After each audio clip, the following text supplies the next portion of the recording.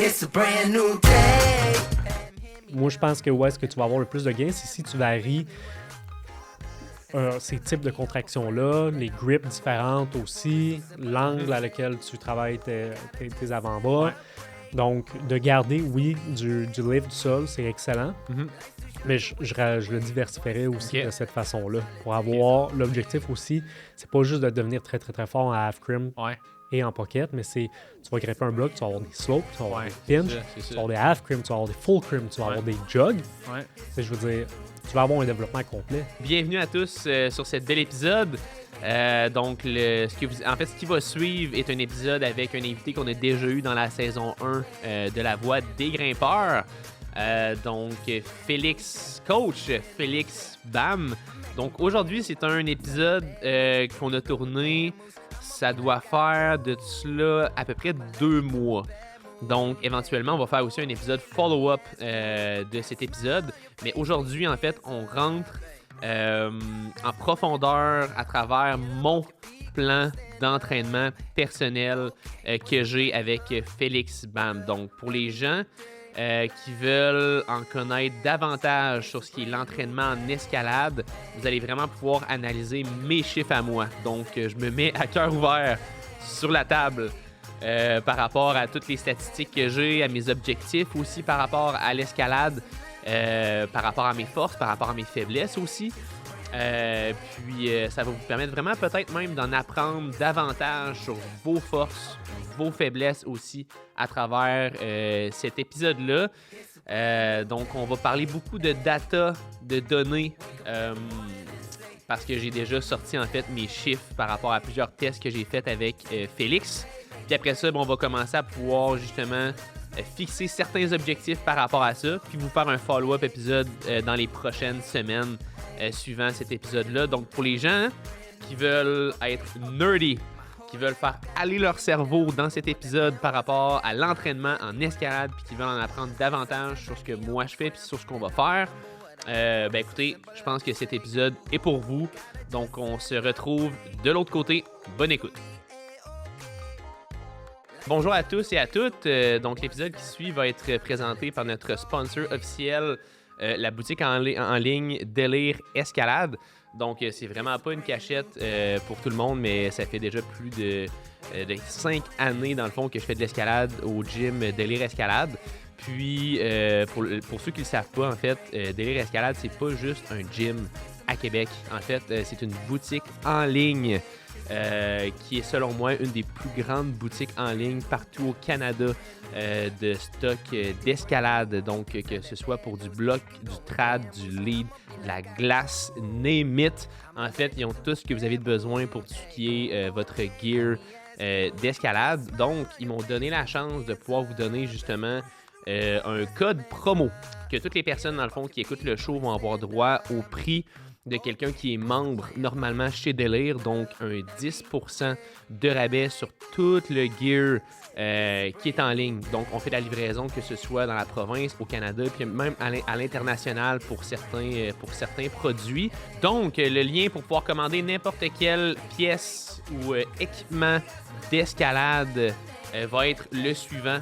Donc, boutique.delirescalade.com. Je répète, boutique.delirescalade.com, puis allez mettre votre code promo LVDG10 pour La Voix des grimpeurs 10. LVDG10 pour avoir votre 10% de rabais promotionnel membre La Voix des grimpeurs. Puis, quelque chose que je veux rajouter, c'est que Délire ont une politique d'accoter les prix. Donc, si vous êtes capable d'avoir un prix qui va être un petit peu plus élevé, un petit peu plus bas que ce qu'il y a sur la boutique, Délire vont être capables d'accoter ce prix-là. Donc, ça en dit vraiment long sur la confiance que Délire Escalade a envers sa boutique en ligne, envers son inventaire, envers ses produits, puis envers la qualité de ce qu'ils sont capables d'offrir aux grimpeurs puis aux grimpeuses au Canada. Donc, juste à nous montrer une preuve, mais ils sont capables d'accoter ces prix-là. Donc, La Voix des grimpeurs 10, LVDG 10 pour un 10% de rabais. un des plus grands inventeurs de chaussons, d'équipements d'escalade au Canada. Donc, je vous laisse là-dessus. Merci pour le sponsorship, puis on se retrouve de l'autre côté pour notre épisode d'aujourd'hui. Bon matin ou bon après-midi à tous pour cet bel épisode de La Voix des grimpeurs.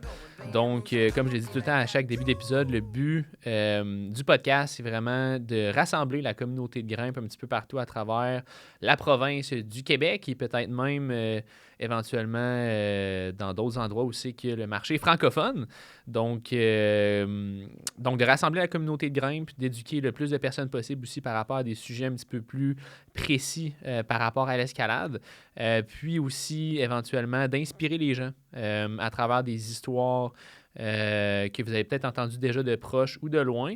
Donc, si vous ne l'avez pas déjà fait, je vous invite fortement à nous donner un support, à nous donner de l'amour en donnant un 5 étoiles sur les plateformes de balado-diffusion et sur YouTube. On fait ce podcast-là par passion. On fait ce podcast-là pour permettre au plus de gens possible de faire connaître notre sport. Donc, si vous trouvez que le podcast amène de la valeur, la seule chose qu'on vous demande de faire, c'est de nous redonner de la valeur ou de partager ce podcast-là au maximum de personnes. Donc, je vous dis un gros merci du fond du cœur dès le départ. Donc, aujourd'hui, dans le fond, sur le podcast, on l'a déjà eu en fait dans la première saison de La Voix des grimpeurs. Donc, ça va être Félix Bam, donc Coach Bam avec nous pour un segment qui va être de style analyse d'experts. Donc, aujourd'hui, on va vraiment démystifier mon programme d'entraînement pour l'hiver 2024. Donc, je ne sais pas à quel moment cet épisode-là va sortir, mais ça a été l'analyse de mon programme pour janvier, février, jusqu'à mars à peu près. Donc, j'ai vraiment hâte de voir qu'est-ce qui va en ressortir de ça parce que je l'ai créé méticuleusement. Mais je suis sûr qu'avec ta connaissance, tu vas être capable d'amener plusieurs points qui peuvent être améliorés ou peut-être complètement casser mon programme en disant que ça vaut rien. Non, c'est pas vrai. Donc, bienvenue sur le show, monsieur Félix. C'est ça en fait. Je vais commencer par vite expliquer un petit peu rapidement, peut-être à nos auditeurs, dans le fond, c'est quoi. En fait, c'est où que j'en suis un petit peu par rapport à l'escalade, puis pour que le monde puisse se faire à la base un certain contexte. Donc, je pèse 180 livres. Mon but, dans le fond, c'est de grimper en bloc, surtout à l'extérieur. Donc, d'améliorer, dans le fond, mes cotations par rapport à ça, puis ma technique. Je fais 5 et 11. Puis, c'est ça. Le but, c'est d'améliorer mes performances en bloc pour la prochaine saison.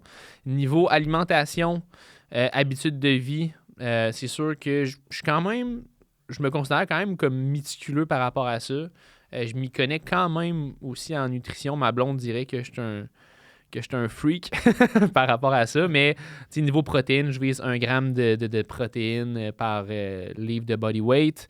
Genre à peu près 7 à 8 heures par nuit. Donc, j'ai pas des nuits de sommeil de 5 heures. Donc, je pense qu'en règle générale, j'ai des bonnes habitudes de vie niveau plan alimentaire, sommeil, etc. C'est sûr que j'ai quand même une job qui peut me demander un certain stress. Donc, je gère des équipes de vente. Puis, justement, je suis aussi représentant sur la route de mon côté. Fait que, oui, il y a des semaines que c'est plus stressant que d'autres. Fait que ça, je pense que c'est quelque chose qui est quand même à considérer par rapport à tout ça. Au niveau de où c'est que je suis rendu aussi par rapport à l'escalade, en dedans, je grimpe à peu près V7, V8. Sur le Kilter Board, pour les gens qui connaissent ça, dans le fond, j'étais à peu près à V7 aussi. Puis, dans mes faiblesses, je vous dirais que la slab, c'est quelque chose qu'il faut que j'améliore. Puis, à l'extérieur, les plus grosses cotes que j'ai fait, c'est V5. J'en ai grimpé plusieurs, là, en haut de 7-8. Là, je suis rendu, dans le fond, à passer à la prochaine cote qui serait V6 à V7. Donc, ça, c'est vraiment un petit peu où c'est que j'en suis présentement. Je ne commencerai pas à rentrer dans les statistiques vraiment précises de mes poids et ces choses-là, mais je pense qu'on va peut-être pouvoir en revenir un petit peu plus tard. Ouais. Donc, je t'avais envoyé un petit peu mon programme du lundi, dans le fond, d'une semaine standard. Est-ce que tu veux peut-être l'expliquer ou tu veux que je m'en occupe par rapport à ça? Avant de tomber Ouais. là, précisément dans ce que tu fais jour par jour, là, Ouais. est-ce que tu veux me préciser peut-être un peu plus tes objectifs? C'est-tu vraiment de grimper des V6 ou des V7 en général, que cette cote-là soit accessible pour toi quand tu vas grimper dehors cette saison-ci? Ou est-ce que tu as un projet précis en tête? Est-ce que tu as une V6 précise en tête? Est-ce que tu as des crags précis? Ouais, ben, c'est sûr que personnellement, tu sais, je grimpe aux alentours de Québec. Fait que c'est sûr que le Mont-Wright, ça, c'est un endroit que je peux grimper quand même assez souvent. Là. Tu sais, c'est à 30 minutes de Québec. Sinon, il y a Mont-Carmel aussi que je vais, qui est à peu près à 1h30 de Québec. Val-David aussi, qui est à 3 heures de Québec. Ça, c'est les crags auxquels, dans le fond, je peux qui sont assez accessibles pour moi. Sinon, la raison pour laquelle je veux grimper, mettons, entre... Tu sais, ultimement, ce serait entre V6 et V8, mettons, dans la prochaine année. Ça serait comme mon goal. Maintenant, ça va être de voir aussi, tu sais, c'est quoi qui peut plus me suit en termes de mes forces puis mes faiblesses. Ouais. La raison, tu sais, j'ai pas de cote en particulier que je veux absolument grimper en me disant dès que je vais atteindre V7, mon ego va être satisfait dans le fond d'être rendu là. Ouais. Mais c'est surtout pour que quand je vois une King Line puis que je fasse aïe aïe, ça c'est un V7 qui est super beau, de pouvoir me dire crime, c'est quelque chose qui est accessible pour moi puis c'est possible de pouvoir travailler ce bloc-là. OK. Dernièrement, exemple, j'étais allé à Joe's Valley. J'ai fait quand même quelques V5, mais il y avait une V6 que je pense que j'aurais été capable de faire qui s'appelle Low Tide, Ouais. qui est comme une genre de traverse. À Québec, bref, je ne vais pas commencer à nommer tous les projets, mais il y a aussi la V8 Ticoc, qui est un bloc que j'aimerais réussir, qui est comme un V7-8 à peu près. C'est un V8 classique. V8 Bon, classique, ouais. Super beau bloc. Ouais. OK, je comprends bien. Fiction aussi, la V6 dans le secteur de gauche. Fait que, en tout cas, pour les gens qui connaissent pas le Cragmore Wright, c'est en tout cas des beaux blocs. OK. Donc, si je comprends bien, puis c'est là où est-ce que je voulais m'en aller, avant même de parler de ton training puis tes objectifs, c'est d'aller chercher le pourquoi tu t'entraînes, c'est quoi l'objectif final derrière ça. C'est hyper important de le ressortir en partant pour garder une motivation puis garder une direction par rapport à ce que tu fais. OK. Parce que, je te donne un exemple, tu commences à t'entraîner, c'est hyper commun que quelqu'un commence à faire, par exemple, des suspensions, à faire du pilter ou du system board, puis qu'il va remarquer que ses performances à court terme vont diminuer. OK. Puis c'est normal, OK? OK. C'est vraiment normal, mais quand tu vas atteindre ce creux-là, faut que tu te gardes discipliné dans ton plan si tu veux en récolter les bénéfices. OK. Faut que tu gardes le cap d'une certaine façon. Mais si tu sais pas à la base pourquoi tu fais ces trainings-là, ça va être trop facile de dire « Hey, ça marche pas, ma performance, elle crash, j'arrête tout. » OK. Mais l'entraînement, c'est un investissement. Le but de l'entraînement, c'est tu mets des ressources en banque pour les voir fructifier à long terme. Tu sors de la banque à un moment qui est judicieux alors que ton investissement a grossi. Fait que tu mets du cash, mettons, dans ton CELI, dans tes REER, tu mets ça, tu mets ça à la bourse, puis là, au bout d'un certain temps, OK, ton placement a grossi, tu le prends, tu le retires. Ben, le training, c'est le même principe. Parce que pendant que ton argent est dans ton CELI, il va y avoir des ups, il va y avoir des downs, surtout si tu mets ça à la bourse, par exemple, qui est un type de placement qui a beaucoup plus de fluctuations là, que d'autres. Mais l'entraînement, c'est le même principe. Tu vas mettre tes ressources, tu vas t'entraîner. Des fois, tu vas voir, hey, cette semaine, je me sens comme Superman, tout ce que je fais sur le kilter sort, ça fly. Et la semaine d'après, tu vas peut-être avoir un down, puis là, tu seras même plus capable de faire de V6 sur le kilter, puis tu es comme, hey, je suis censé être capable de faire ça. Exact. Mais comme, c'est normal, OK? C'est normal. Puis avant de parler de ton training, il faut comprendre qu'un entraînement est structuré de façon à créer une surcharge sur ton système, peu importe qu'est-ce que tu veux gagner, force ou whatever, pour le forcer à avoir une surcompensation. OK. Mais pour que tout ça fonctionne, il faut que tu aies une stimulation qui est intéressante, Adéquate, qui va stresser ton système. Puis il faut que tu récupères de ce stress-là. Ouais. Mais si tu n'as pas de stress, puis à chaque fois que tu arrives dans ton training, puis tu es comme « Ah, j'ai un petit peu de diminution de performance, j'arrête », ben, tu vas peut-être pas stresser suffisamment ton système. OK. Puis il ne faut pas oublier que par la suite, ben, quand tu vas peut-être décharger un petit peu ton volume d'entraînement ou tu vas te mettre à récupérer plus, c'est là que tu vas climb back up, puis c'est là que les gains vont arriver. OK. Fait que c'est hyper... Il faut comprendre que c'est pas parce qu'une diminution à court terme de ta performance que ton training ne fonctionne pas. Au contraire. OK? Good. Puis, donc, c'est hyper important pour moi qu'on passe par pourquoi tu t'entraînes. Là. Ouais. Je pense que c'est clair. Tu veux pouvoir arriver dans un crag et dire, OK, cette ligne-là J'ai la est possibilité de la insane. grimper, ouais. Je veux jouer dedans. Ouais. OK. Fait que c'est hyper intéressant comme objectif. Mais c'est sûr que ça va avoir des implications différentes que si tu me disais, hey, je veux grimper une V8, mettons, pour reprendre le Mont Wright, qui serait requin blanc. Ouais, exact. Mettons, requin blanc debout sur une V8, sur une traverse, que, OK, cette ligne-là est vraiment de style Power Endurance. Donc, ça va peut-être moduler un peu ton training. Versus, je veux être un grimpeur well-rounded qui peut aller à n'importe quel crag, qui est capable de grimper la plupart des V6, des V7, éventuellement des V8. Fait que, c'est pas mal ça, ouais. Fait que ça, c'est sûr que ça a une direction différente. OK. Versus quelqu'un qui grimperait aussi en compétition ou indoor, ça serait différent. Exact. Puis, j'ai aimé ça aussi, tu m'as parlé de ce que tu faisais à l'extérieur. OK? Je fais du coaching. Dans le coaching, c'est pas juste de voir qu'est-ce que tu fais au training. C'est de voir qu'est-ce que tu as comme lifestyle, quelles sont tes opportunités de récupération, puis quels sont tes défis aussi côté stress personnel, mettons. Personnel, stress de job, stress externe. Ouais. Donc, il y a ça qu'il faut prendre en considération aussi. Puis peut-être que dans ton plan, ça va se refléter avec un peu plus de souplesse. Ouais.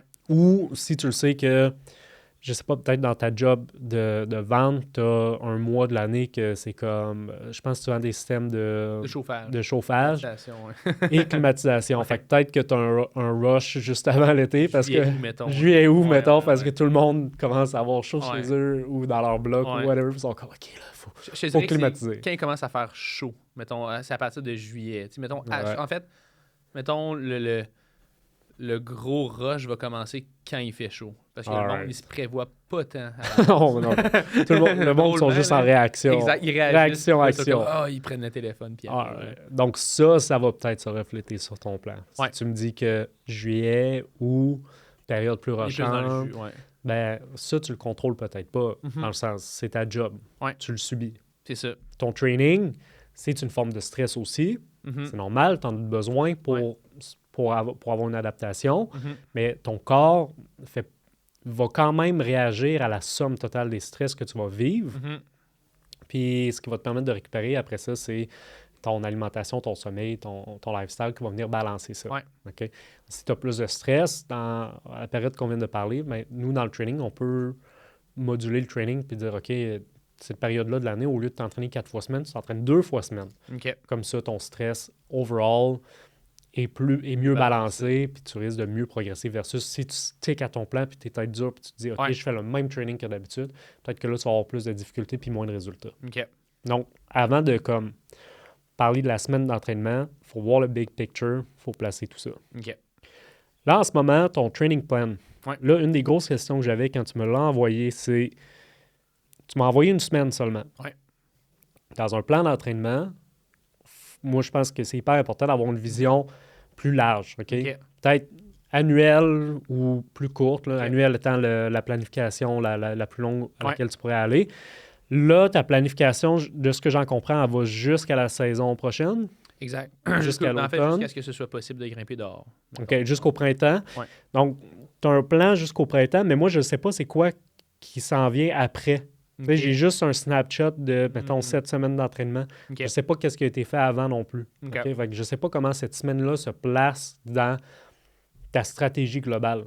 Puis je ne sais pas c'est quoi non plus ta stratégie une fois que tu vas pouvoir commencer à grimper dehors, puis jusqu'à l'automne, parce qu'on en a parlé dans l'autre épisode du podcast. Saison d'escalade extérieure, ça peut s'extensionner sur plusieurs mois, mais en plein milieu, il fait vraiment chaud, donc ça se peut que tu fasses de quoi de différent. Fait que comme le climat, la météo va influencer ces phases-là, mais là, je regarde ton training, tu n'as pas de phase.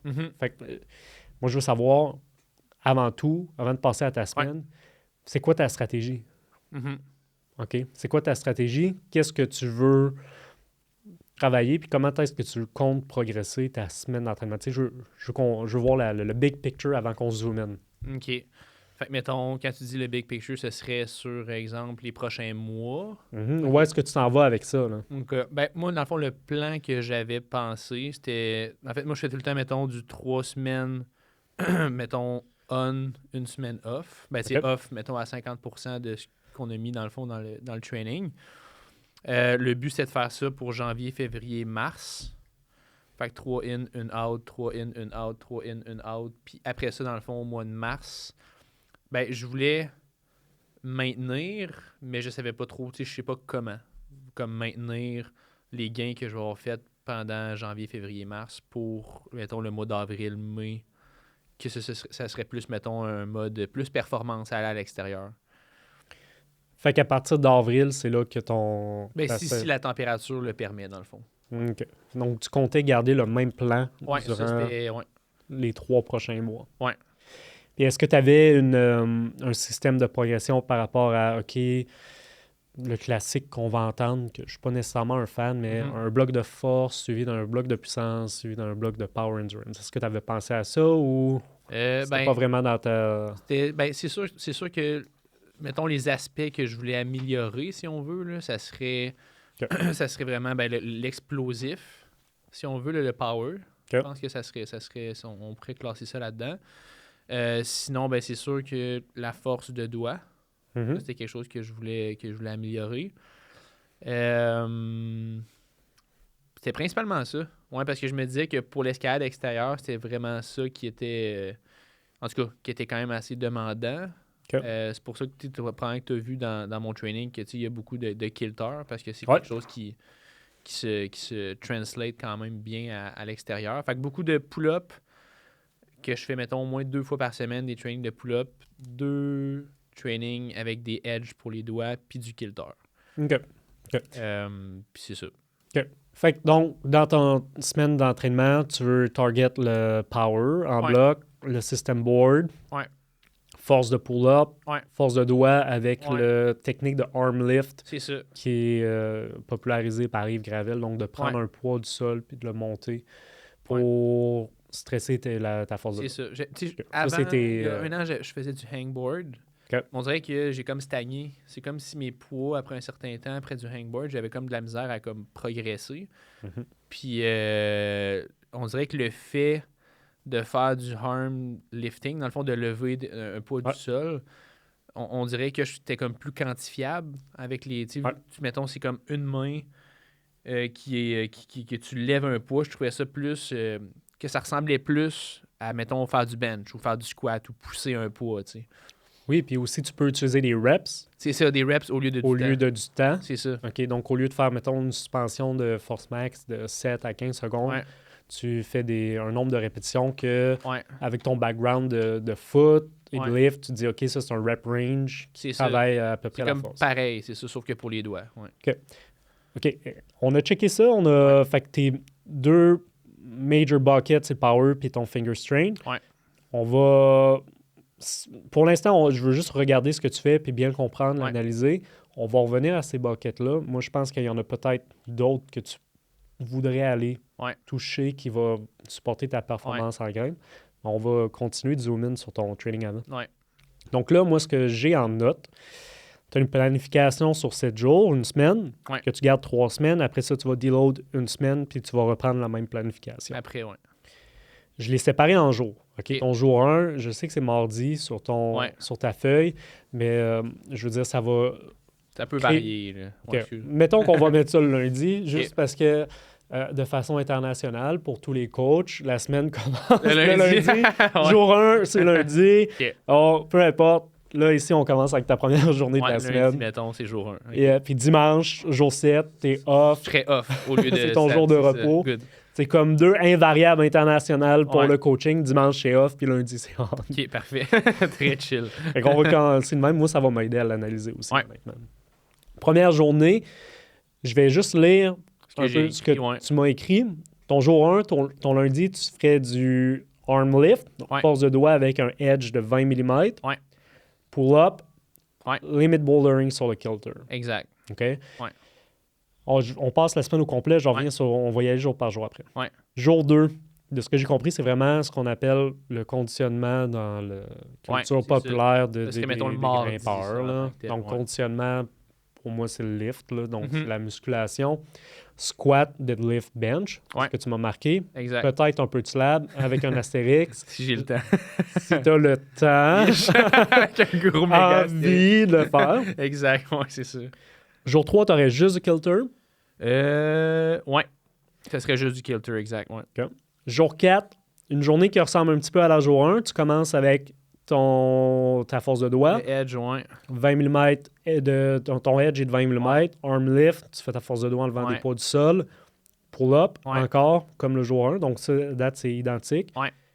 Mais là, si tu n'as pas de kilter, tu as du row à la place. Ouais, du row, dans le fond, c'est du row, là, dans le fond. Je sais pas comment dire ça en Tu fais du dumbbell row qui serait du tirage. Comme pour travailler les lock-off, exemple. Tirage Ouais. horizontal. Donc, j'imagine que tu fais la classique tondeuse, un genou sur le La banc. tondeuse, la tondeuse, c'est exactement La fameuse ça. tondeuse. Ouais. Et là, donc ton row est là. Ouais. Tu prends une Puis, journée off après ou Souvent, je grimpe après cet entraînement-là. quel genre? Est-ce que c'est ciblé ça ou... peut être encore du kilter, mais souvent, c'est plus, mettons, de la grimpe facile pour le fun.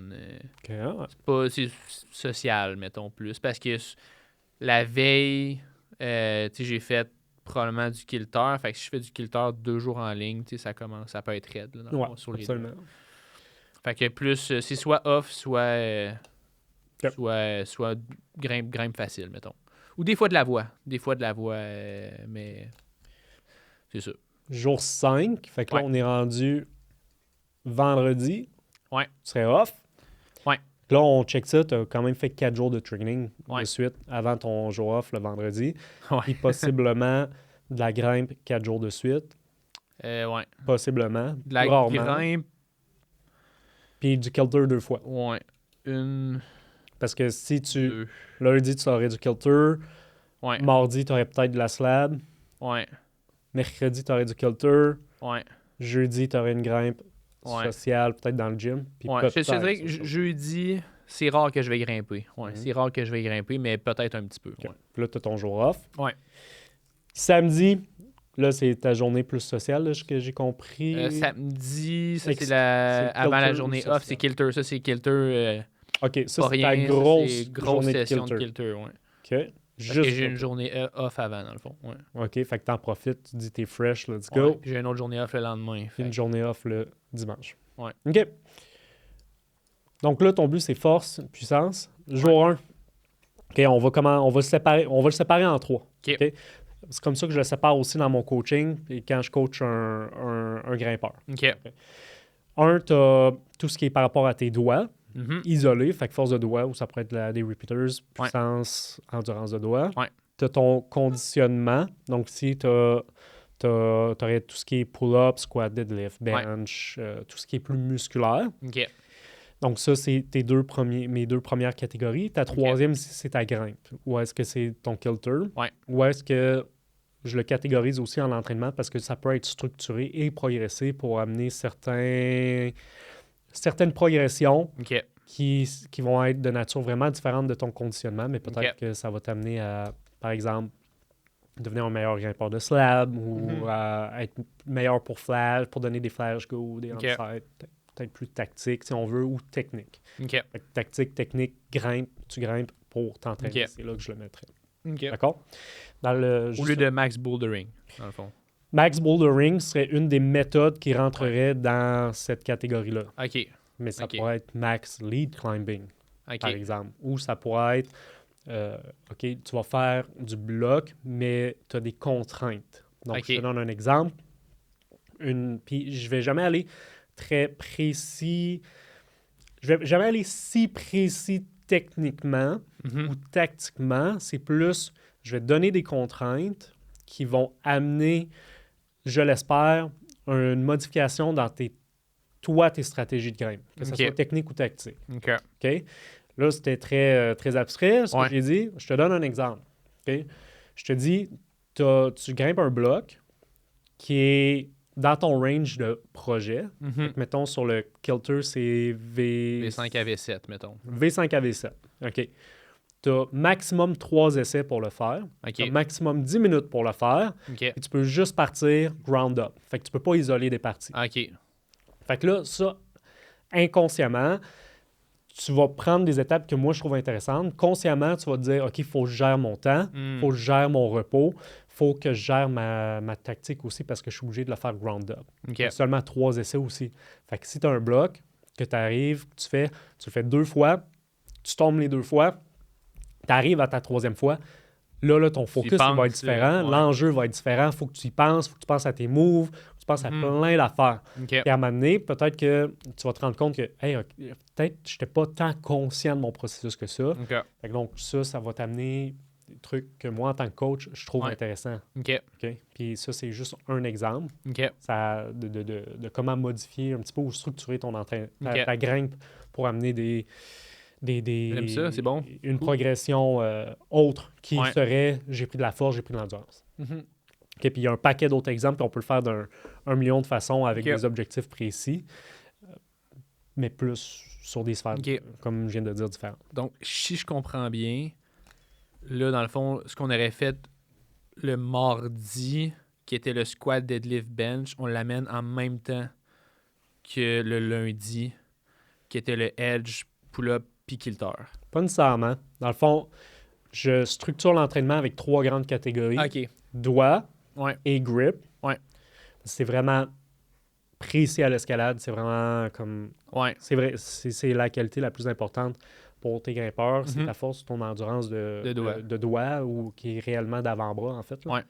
Ouais. Tout ce qui est condi, tout ce qui est musculation ou entraînement, qui n'est pas de la grimpe, qui va alentour de ça. OK. Puis ensuite, j'ai grimpe, tactique, technique. Grimpe tactique, OK. Tactique, technique. Ouais. Si on veut, je mets ça... Donc, j'ai ces 3 catégories-là. OK. Puis je vais structurer des progressions, des objectifs différents pour chaque en fonction de l'athlète que je vais coacher. OK. Ou de la personne ou de qu'est-ce que lui a de besoin. Puis c'est correct de faire les 3 dans une même session, là, il n'y a vraiment pas de problème. Mhm. Ou ça serait vraiment correct aussi de séparer les 3. Puis En termes de contraintes de temps, par exemple. en termes de session, en termes de contraintes de temps, honnêtement, moi, j'en mets souvent... Je mixe les 3 ensemble souvent pour faire une session, OK. mais je vais faire le gros de mon conditionnement en dehors, OK. dans une salle de gym qui est pas liée Il n'est pas à l'escalade, mettons. au délire, qui OK. n'est pas un gym d'escalade. OK. OK. Puis il y a un paquet de façons de faire. Là. Il y a Mhm. un paquet de façons de faire. Mais OK. je trouve ça important de le séparer de cette façon-là parce qu'il ne faut pas oublier que ce qui va faire de toi un meilleur grimpeur, c'est quand même de grimper. Mhm. Mais ça ne veut pas dire que tu y vas freestyle. Mhm. Tu pourrais y aller freestyle, puis ça serait correct aussi. Ouais. Mais si tu veux mieux le structurer, il y a des façons de le faire. OK. Mais c'est sûr que le gros de ton temps, de ton training, doit se passer quand même à grimper. Mhm. Parce que je veux dire, c'est comme ça que tu vas devenir un meilleur grimpeur. Ben oui. Ça dépend de ton niveau aussi. Peut-être que quelqu'un qui est vraiment, vraiment bon, Mhm. techniquement, tactiquement, là, c'est comme... Grimpe V13, là, mettons. Grimpe V13, c'est déjà un grimpeur accompli, il a Mhm. énormément d'expérience. Peut-être que lui, ben, il va mettre plus de temps dans son conditionnement, puis sa force ou sa puissance ou whatever Mhm. de doigt, parce qu'il l'a peut-être négligé par le passé. Puis Mhm. lui, ça va peut-être lui amener plus de gains. Ouais. L'exemple qui me vient en tête, c'est Dave McLeod. Ouais. Dave McLeod, grimpeur ultra accompli, paquet de styles différents. C'est un malade. Mm. Il fait du trad, il fait de la glace, il fait du dry tooling, Un il fait malade. du mix, il fait du Ouais. lead, il fait du free solo, il fait du bloc, puis tout à un niveau élite. Là. Ouais. Lui, il a une histoire par rapport à l'entraînement, c'est qu'avant, il s'entraînait 0-0-0 les doigts. Mhm. Puis après plusieurs années de grimpe, là, il s'est mis à entraîner ses doigts, puis là, il en faisait à tous les jours. Il faisait juste ça. Il est un peu excessif Ouais. aussi. Fait que- Ouais. Mais il n'avait jamais fait de doigts avant. Il s'est mis à faire des doigts non-stop à tous les jours, je ne me rappelle plus combien de temps. Puis juste de gagner de la force de doigt en structurant son training juste dans cette catégorie-là, Mhm. il a pris plusieurs cas. Mhm. Mais c'est parce que lui, sa technique, sa tactique était déjà comme Les autres buckets maximisée. étaient là. loadés, ouais. Mais comme ça, c'est un exemple extrême Mhm. pour voir que chaque individu, selon son contexte, son expérience, va avoir des besoins différents dans ces 3 catégories-là. Mhm. Je veux dire, moi, je le structure comme ça, mais peut-être que quelqu'un d'autre le structure différemment. Ouais. All right, so, on a fait la parenthèse pour dire Ouais. que la game, c'est important. Jour 1, tu fais de la force de doigt Ouais. avec ton arm lift. Ouais. Tu fais un peu de condi avec ta force de pull-up. Pull-up, ouais. Tu fais de la grimpe avec ton kilter. Kilter qui pourrait être maintenant plus tactique, plus stratégique, que tu disais, ouais. Ouais, ben là, on va essayer de comprendre qu'est-ce que chaque OK. élément-là travaille exactement. Good. OK, donc, premièrement, ton arm lift sur 20 mm. Combien de répétitions, combien de séries, comment est-ce que tu le structures? Dans le fond, je fais des 3 séries, 3 à 4 séries, dépendamment des semaines. Dans ma semaine de deload, c'est 2 séries. OK. Dans les semaines que je suis pas en deload, mais que je suis plus en gain, ça va être 3, 3, 4. OK. Fait que, mettons, la première semaine, 3 séries. La deuxième semaine, 3 séries. La troisième semaine, 4 séries. Ouais. Après ça, je tombe dans ma semaine de deload à 2 séries. OK. Dans mes 3 semaines où c'est que je suis en gain, j'en fais 2 fois par semaine. Mais ça, on va pouvoir en parler un peu plus tard. Puis, au niveau de mes séries, c'est entre 4 et 5 lift du sol. OK. Par main, dans le fond. 4-5 Avec reps. 4-5 reps par main. 5, c'est quand je me sens fort. 4, c'est quand, mettons, je me sens un peu moins fort. OK. Puis 2 minutes à 2 à 3 minutes de rest entre les reps. Dépendamment de comment je me sens. Est-ce que tu fais autre chose en superset avec ça? Superset, ça veut dire en alternance avec ça? Non, j'en fais pas. Fait que quand tu fais tes doigts, Que tu ça. fais tes doigts, 2-3 minutes, tu chill, tu prends ton repos. Ouais. Puis ça, je le fais en crimp et en pocket. OK. 20 mm crimp, puis 2 doigts pocket. Ouais. Puis de quelle façon tu le structures? Est-ce que tu fais 3-4 fois des crimps et 3-4 fois des pockets ou c'est... Dans le fond, c'est exactement les mêmes chiffres en pocket et en crimp. OK, Dans le donc fond. tu fais 3-4 séries de crimp plus 3-4 séries de pocket. Ouais. Mais pas en superset. Je prends ça en note. Ouais. Fait que tu fais 6 à 8 séries. Total, ouais. Puis tu fais les pockets parce que... Je me suis blessé une couple de fois dans les dernières années en pocket. Ah, en De pocket? chaque main, ouais, c'est ça. C'est parfait. Fait que là, je me disais, tu sais, en tout cas, je me sentais. En tout cas, parce que j'ai l'impression que mes crims sont vraiment plus forts que mes pockets. Fait que là, je me suis dit, je vais essayer d'égaliser ça, ouais. OK, je comprends bien. Puis tu grimpes dans le bas du fleuve, il y a quand même beaucoup de pockets. Carmel. Ouais, c'est ça, mon Carmel, exactement. Tu sais, en tout cas, s'il y en a qui connaissent ça, là, le bloc classique, là, c'est quoi déjà? Saveur de Waco, là, tu rentres dans un pocket main gauche. Mhm. Puis l'an passé, dans ma début de saison, je m'échauffais là-dedans. Puis là, j'ai entendu un petit... Oh. Là, dans le fond, c'est une pocket, le muscle, dans le fond, de fléchisseur de la main, là, il a lâché. Puis là, j'étais comme Ok. un mois et demi en rehab. Fait que là, à partir de ce moment-là, je me suis dit, bon, je vais commencer à faire Ouais. plus de... Tu vas préciser ton training pour les pockets parce que tu as senti que tu t'es fait mal là. Mais Ouais. c'est vraiment pas rare que le monde se blesse en faisant les pockets parce que Mhm. comme tu grimpes au gym, tu grimpes en dedans, c'est les crimps, des Il y en a pas pinches, beaucoup. Il n'y en a pas beaucoup. Mm. Quand il y en a, souvent le monde sont comme « Ah, ça fait mal, ça tire », puis ils le font pas. Ouais. Mais comme... Hey, je me suis fait mal aussi, je pense, sur ce bloc-là aussi. Ouais. Parce qu'il faut tirer fort dedans, là, dans la main gauche. Là, fait que... Ouais, moi, c'était plus dans... Il y a comme une prise, une slot, là, dedans, Ouais. là. Je me suis blessé là-dedans à force de comme mettre mes doigts dedans, puis tourner, puis tirer En faire fort. beaucoup en là. ligne, là, ouais. Je l'ai fait souvent en ligne, dans le même bloc. Ouais. Je pense que c'est une histoire Ouais. auquel il y a beaucoup de monde qui vont pouvoir Ils vont relate. pas relate, exactement. Ouais. OK, cool. J'aime ça que tu travailles plusieurs prises. On Ouais. va y revenir quand on va faire le review overall. OK. Fait que tu travailles comme ça, force de doigt, force de pocket, lift. Est-ce que des fois, tu vas varier ou tu vas tout le temps être dans le 4 à 5 reps le jour 1 et le jour 4 quand t'en fais, puis c'est la même affaire? Ouais, c'est la même chose. C'est la même affaire. Est-ce que tu vas le varier de janvier, février à mars? C'était pas dans mes plans. OK. Pull-up. Ouais. Donc ça, c'est... Oui, t'es vraiment dans la force de doigt. Ouais. OK. Pull-up. Comment est-ce que tu fais tes pull-ups? C'est exactement comme le arm lifting, je te dirais. Là, c'est 3 à 4 séries. Fait que, comme je disais, les 3 premières semaines, 3 séries, 4 séries. Deload, 2 séries. Puis 4 à 5 reps avec des poids, dans le fond. OK, donc c'est Ouais. weighted. Weighted pull-up. Ouais. OK. Puis là, est-ce que tu varies ta grip ou t'es juste en pull-up? Tout le temps, la barre normale. Ouais. Juste la barre? Des normale? fois, quand il y a quelqu'un qui est sur le rack à squat, je le fais sur le jog, sur le Beastmaker. OK, mais ça va se ressembler quand même Mais pas c'est mal. similaire, C'est une ouais, prise c'est de ça. pronation, Ouais. largeur d'épaule à peu Tu sais, mettons, je pogne pas du 20 mm ou whatever. Là. Tu sais, je suis tout le temps... ouais. OK. Ton kilter, est-ce que tu le structures ou tu fais juste grimper pour un temps donné ou comment est-ce que tu structures ça? J'ai pas de temps. Dans le fond, je grimpe jusqu'à ce que je sois fatigué. Mhm. Je fais du max bouldering, puis ça, c'est quelque chose que j'ai commencé à faire depuis quelques mois, mais je me garde un minimum de 3 minutes de rest entre chacun de mes essais, tout le temps, pour pas me maganer. Je dirais que je dois donner, ça dépend.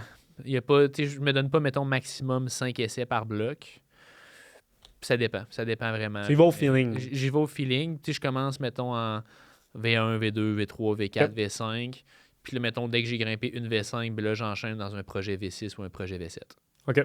Ça ressemble pas mal à ça. Puis après, quand je sens que je deviens fatigué dans mes projets, là, des fois, je downcut, mettons, dans du V4, puis j'en fais 2, 3. OK. Juste pour me top it off, finir. avoir un petit, Ouais. finir comme du monde. Exact, ouais. All right. Parle-moi. OK, parfait, je comprends bien. C'est sûr que là, ça va ressembler beaucoup à ce que moi je vais appeler du limit bouldering. Ouais, c'est du limit bouldering. Ouais. Que tu vas aller vraiment chercher le maximum de ta cote. Mm-hmm. Tu vas travailler à ta cote Max. Ouais. Pour cette journée-là. Ouais. Alright. Je sais pas si je peux te dire ça aussi, mais un objectif que je m'étais donné jusqu'à avril, c'était de faire 10 V6, 10 V7, 10 V8. Ça, c'est comme le rêve ultime, là. Je sais pas si je vais me rendre à ça, mais c'est ça. Le 10 V6, ça, c'est fait. Là, j'ai comme une coupe de V7 de SND. OK, great. Puis ça, c'est comme mon objectif que j'aimerais ça faire. Puis si je suis capable de faire ça, ben là, c'est sûr que... En tout cas, ce que je me dis, c'est que pour l'extérieur, ça va translate, OK. je pense. Jour 2. Ouais. Ta journée de conditionnement, squat, bench, deadlift, Ouais. classique, powerlifter, joueur de foot. C'est On ça, lève des on poids. grogne, ça fait du bien. Exact, ouais. Combien de reps, combien de séries? C'est des séries de 8. Ouais, ça, c'est des... Attends, je vais juste le relire. Fait que mettons que je commence avec le squat, c'est ça, c'est des séries de 8. Puis même affaire. Fait que avec le arm lifting ou qu'avec les pull-ups. Fait que semaine 1, 3 séries. Semaine 2, 3 séries. Okay. Semaine 3, 4 séries. Puis là, l'autre, 2 séries. Ça, dans le fond, je le fais juste une fois par semaine, comparativement aux doigts puis aux pull-ups que je fais 2 fois par semaine. Mm-hmm. Parce que j'ai l'impression que pull-up puis doigts, c'est un petit peu plus transférable à l'escalade. Des séries de 8. Okay. Avec le squat, bench, série de 8 aussi. Deadlift, des séries de 6. Honnêtement, je sais même pas pourquoi je fais des séries de 6 en deadlift, Ça, mais je bon. pense que j'ai vu ça sur Internet. Mais c'est ça. Ça ressemble pas mal à ça, ouais. Parfait, c'est pour ça qu'on jase. Exact. C'est pour ça qu'on a une discussion. Tu fais ta slab après de façon non structurée? Ouais, non structuré. Ben, c'est comme... Je fais pareil comme avec le kilter, fait que la limite slab. Ouais, c'est bon. Limite bouldering Limite sur bouldering un style précis. Ouais, c'est ça, exact. Jour- Mais je te le dirais, tu sais, je te le cacherai pas, je le skip souvent. Là. Parce que c'est ça. Mais tu as dit que c'était un de tes points faibles. Exact, c'est ça. C'est un de mes points faibles, ouais. As-tu déjà grimpé de la slab à l'extérieur en bloc ou Pas tu tant. t'évites ça comme la peste? Ben, c'est qu'on dirait que j'en ai pas trouvé. On dirait que je sais pas s'il y en a tant que ça. En tout cas, je les connais pas tant, les blocs de slab. Peut-être parce que j'ai jamais comme pris le temps de rechercher non plus. Là. Mais j'aimerais ça être Parce que capable tout le monde de a pouvoir- peur et n'aime pas ça. Fait qu'il y en a moins d'ouvert. Exact, c'est ça. C'est ça, j'ai l'impression. Là. Mais, ouais. Ben, pas je fuis comme la peste, mais j'ai comme jamais pris attention au bloc de slab à l'extérieur. Mhm. Fait que, Ok. Le face, par contre, ça, j'aime ça. ça, t'aimes ça? Ouais. Ton kilter, tu le fais toujours en angle? Ouais, 40. 40 à 50. Mais du face, par contre, on va en voir quand même plus souvent. OK. Ou des slight declines. Moi, en tout cas, j'en Ouais. ai vu plus là, en bloc à l'extérieur. C'est vrai. Est-ce que c'est ton expérience aussi? Ouais. Puis ça, tes V5 que tu as grimpé à l'extérieur, est-ce que c'était plus face, devers? À bien y penser, bon, il y a l'huître, VST, V5 à une traverse. La V5, là, barbe bleue, là, ça c'est un face à c'est comme beau, ça. 20 degrés, je pense, ish. Ouais, peut-être max. Ouais. Max, là, ouais. Ensuite de Au ça, Mont Wright. au Mont Wright, c'est hot, comme, ça. c'est soit un... Je suis pas sûr si c'est un face ou en tout cas sinon c'est un slight overhang. Ouais. Sinon, il y a Science, que ça, c'est un overhang. à côté de fiction. Qui traverse un peu. Ouais, tu pars dans Ouais. le genre de tombeau, puis tu traverses. Puis tu montes. Après ça, il y a 15e parallèle, ça, fucking beau bloc, V5. Slight en haut. overhang. Oh, Ouais. slight overhang. Dans le fond, j'ai pas fait de face-face tant que ça, quand tu y penses. Là. Sinon, quand j'étais... quand j'étais à Joe's Sharpshooter, c'est un V5 qui est face. Mhm. C'est une traverse, puis tu montes. Mini crimp. Ça s'est vraiment bien passé, que j'ai fait en 2 essais. Nice. Fait que ça, Good job. c'est Ok. cool. Parfait. Fait que, ouais, pas mal. Ouais, les V5 que j'ai grimpés. Quand même un mix varié, un peu de face, ouais. un peu de slide overhang, mais pas de Pas de- overhang à 40 non plus. Non, puis c'est pas ça. de toi. Ouais. Ok. Mais reste que tu fais tout ton kilter à combien de degrés? 40. On continue. Le vendeur en moi comprend ce que tu viens de me poser comme question. C'est bon, ça. On continue. OK. Jour 3. Shit. Kilter. Ouais, jour 3, kilter. OK, c'est bon. Ouais, fait que jour 3, jeudi soir, ouais, c'est ça. Kilter Max Bouldering, c'est ça, that's it. Même principe que tout à l'heure, 3 minutes de rest. 3 minutes de rest, exact. Puis c'est même affaire qu'après mon jour 1, mais il n'y a juste pas Excellent. d'entraînement autre que ça. Parfait. Fait que là, comment tu te sens d'habitude cette journée-là? Hein? Quand même bien pour vrai, parce que la veille, tu sais, ce que je faisais le mercredi, c'était squat, deadlift, bench. Fait qu'il n'y avait pas d'avant-bras, Mhm. ni de doigts. Fait que j'ai l'impression que je suis quand même rested. Great. Ouais, il y a des jours que, tu sais, dépendamment de ma nuit de sommeil ou de ma job, que je me sens plus fatigué. Absolument. Mais il y a des jours que c'est parfait aussi. Ouais, Fait je voulais que, surtout savoir en perspective avec ce que tu as fait comme entraînement la Ouais. veille. Tu n'as pas l'impression que ton squat, deadlift, bench, Non, ça m'a pas grugé de tu mon pas grugé, énergie. tu te sens quand même bien. Ouais. Great. C'est l'info importante, ça. OK. Jour 4, Ouais. ça ressemble beaucoup à ta journée 1, Ouais. mais Pas d'escalade à pas faire. d'escalade. Pourquoi? Dans le fond, tu as ton arm lift, tu as tes pull-ups, Ouais. tu ajoutes à ça le row. Ouais. De ce que j'ai compris, tu vas faire 3-4 séries de que tu pars Ouais, 6 à en 8 fait, reps, c'est des peut-être? séries de... Encore une fois, c'est des séries de 6. Puis j'essaie de locker en haut. Ok. Dans le fond, la tondeuse, là, je la lock en haut pour Ouais. simuler un genre de lock-off extérieur. Tu as un tempo avec un lock-off 2 secondes. en contraction mettons, en haut, si on là. veut. Ouais. All right. Puis là, tu vas peut-être grimper. Mais Fait c'est que- rare, là. C'est peut-être s'il y a du monde que je vois, que je croise. Puis, Ok. mais tu sais, je grimperai pas de quoi de tough, là. Donc, c'est journée plus conditionnement puis doigts. Ouais. Puis on sait pas pourquoi tu fais 6 reps plutôt que... Pour le row, non, je sais pas pourquoi. Je sais pas. Comment tu te sens quand tu fais ta force de doigt max cette journée-là en général? Est-ce que tu as remarqué un Ça pattern? dépend. Ça dépend vraiment. Plus fatigué un peu, là. Ouais. La raison pour laquelle je la mettais là, Ouais, puis pourquoi tu ne mets pas comme Avant avec ton jeudi, kilter, un mettons? peu comme ta journée 1? Pourquoi elle est Ben, différente? j'ai l'impression que peut-être que quand j'arrive le jeudi soir, de mettre des doigts avant le kilter, niveau fatigue, j'ai l'impression que ça me fatiguerait quand même. Puis que ça limiterait ma séance de kilter. Mais le fait de le mettre vendredi... En fait, le fait de le mettre vendredi... en tout cas, ouais, vendredi... Le jeudi, jour 4. excuse, le jour 4. Ah, le jeudi. Ça fait en sorte que j'ai comme une journée off le lendemain, puis qu'après ça, je peux grimper 100% à ma séance de la fin de semaine. Ouais, parce que ta séance de la fin de semaine, c'est ta plus intense, c'est ta plus grosse. Ouais, Tu as comme 2 journées de pause de grimpe, ouais, mais tu as une journée de pause de ouais. doigts.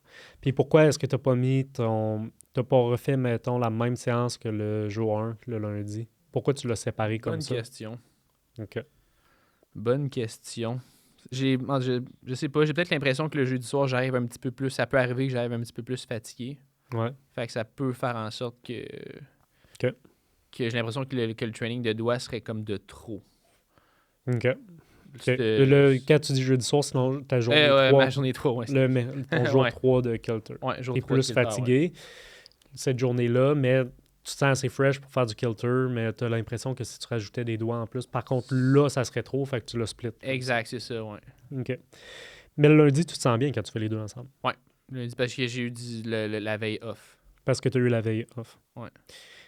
Je te pose ces questions-là parce que Ouais. là, il y a un pattern qui sort, c'est que tu vas solliciter tes doigts soit sur le kilter ou en force de doigt Mhm. le jour 1, Ouais. Le jour 3, le jour 4 et le jour 6. Fait que, tu sais, c'est quand même 4 fois semaine. OK. Tu as quand même une fréquence qui est assez haute. Ouais. Puis honnêtement, c'est un volume qui est relativement élevé aussi. Parce OK. que tu fais 3 à 4 séries de Crim plus 3 à 4 séries de Two Finger Pocket. Ouais. Fait que tu sais, ça te fait 6 à 8 séries de doigts lorsque tu fais du arm lift. Fait que Ouais. c'est quand même un volume substantiel. Là. Tu sais, OK. de 12 à 16 séries de doigts, sans compter le kilter. Sans côté le... Ouais, c'est ça. Puis là, on arrive au jour 5. Ouais. T'es off. Jour 6, ça, c'est ta grosse journée de kilter. Ouais. Puis tu te sens comment cette journée-là? Ça dépend des jours, mais habituellement quand même assez fresh.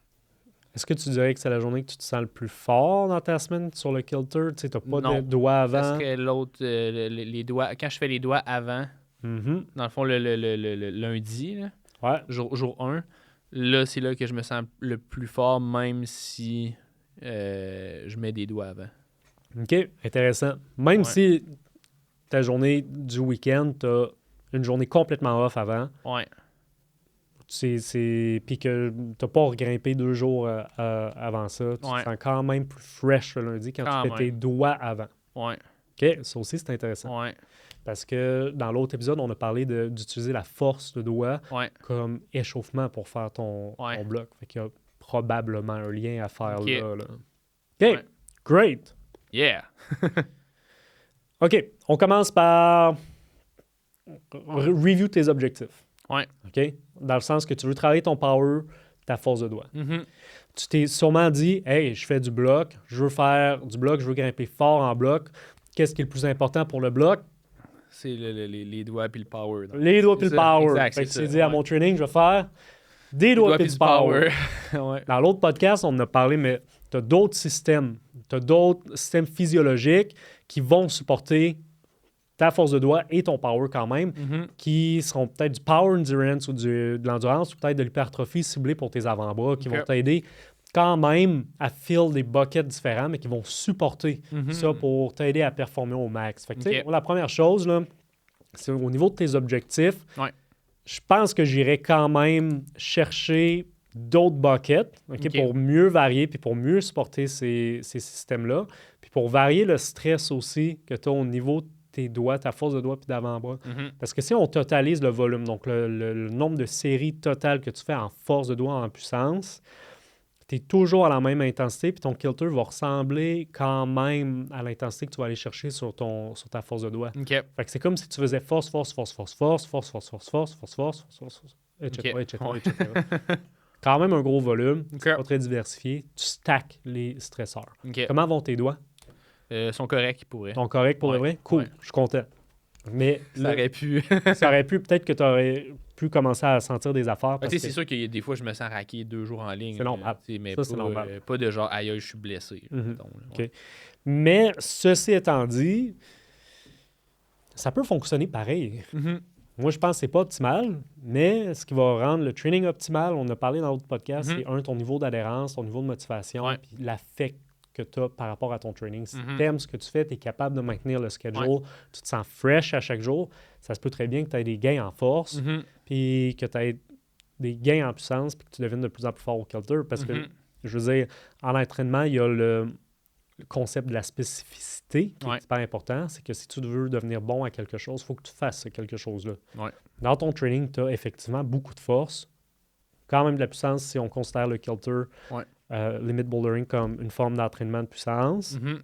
en graines. Donc, ça se peut très bien que tu aies des gains à ce niveau-là.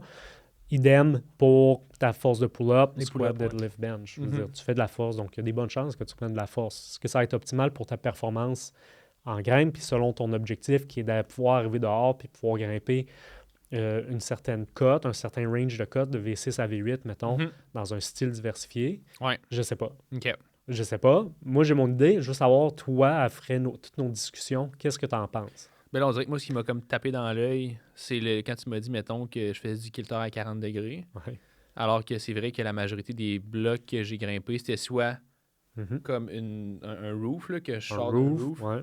ou plus à 20, 15, 20 degrés. 20 degrés, c'est ça. Des là. traverses. Des traverses. Des Ouais. traverses aussi. Parce que c'est vrai que dans le fond, tu sais, quand je pense à ça à Québec, tu sais, puis aux alentours, des faces à 40, il n'y en a pas tant que ça. Tu sais, ben, il doit en avoir, mais je les ai pas tant que ça grimpés. Fait que moi, on dirait que c'est ça qui me tape de voir que je pense que mon training il est bon, mais qui pourrait être encore plus optimisé, dans le fond, pour ce que je veux grimper à l'extérieur. Parce que là, tu grimpes beaucoup sur le kilter à, mettons, 40 degrés. Là, tu fais ça comme 3 fois semaine. Ouais. Quand tu vas arriver dehors, puis ce que tu as grimpé, puis ce que tu vas grimper, ça va être vraiment plus diversifié que ça. Ouais. Surtout que toi, ton objectif, c'est pas de devenir bon à 40 degrés. Ouais, c'est ça. Ton objectif, c'est pas de devenir bon au kilter. Ouais. OK? Ou sur un system board.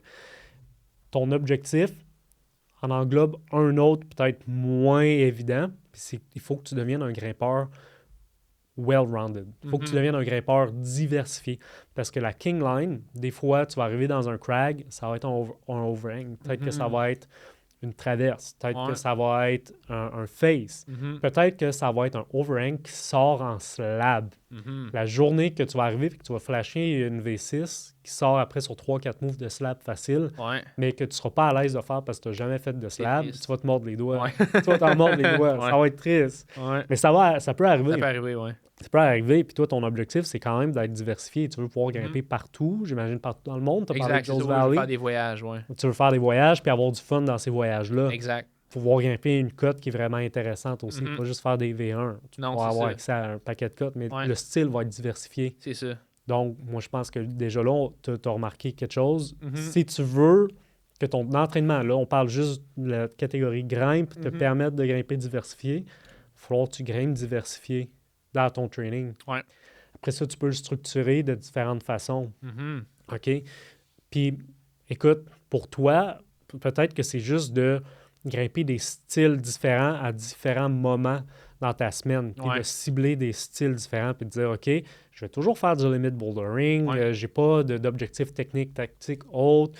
Je pense que je peux encore faire beaucoup de gains techniques et tactiques juste en essayant de pousser ma cote, en faisant du kilter le jour 1, en faisant de la slab et en me disciplinant à faire de la slab une autre journée dans la semaine. Une autre journée. Une autre journée dans la semaine. Slab sur le kilter, que tu veux dire? Ou slab, non, slab, je dirais peut-être dans le gym. Là, une vraie slab. Une vraie slab, c'est en bas de 0 degré.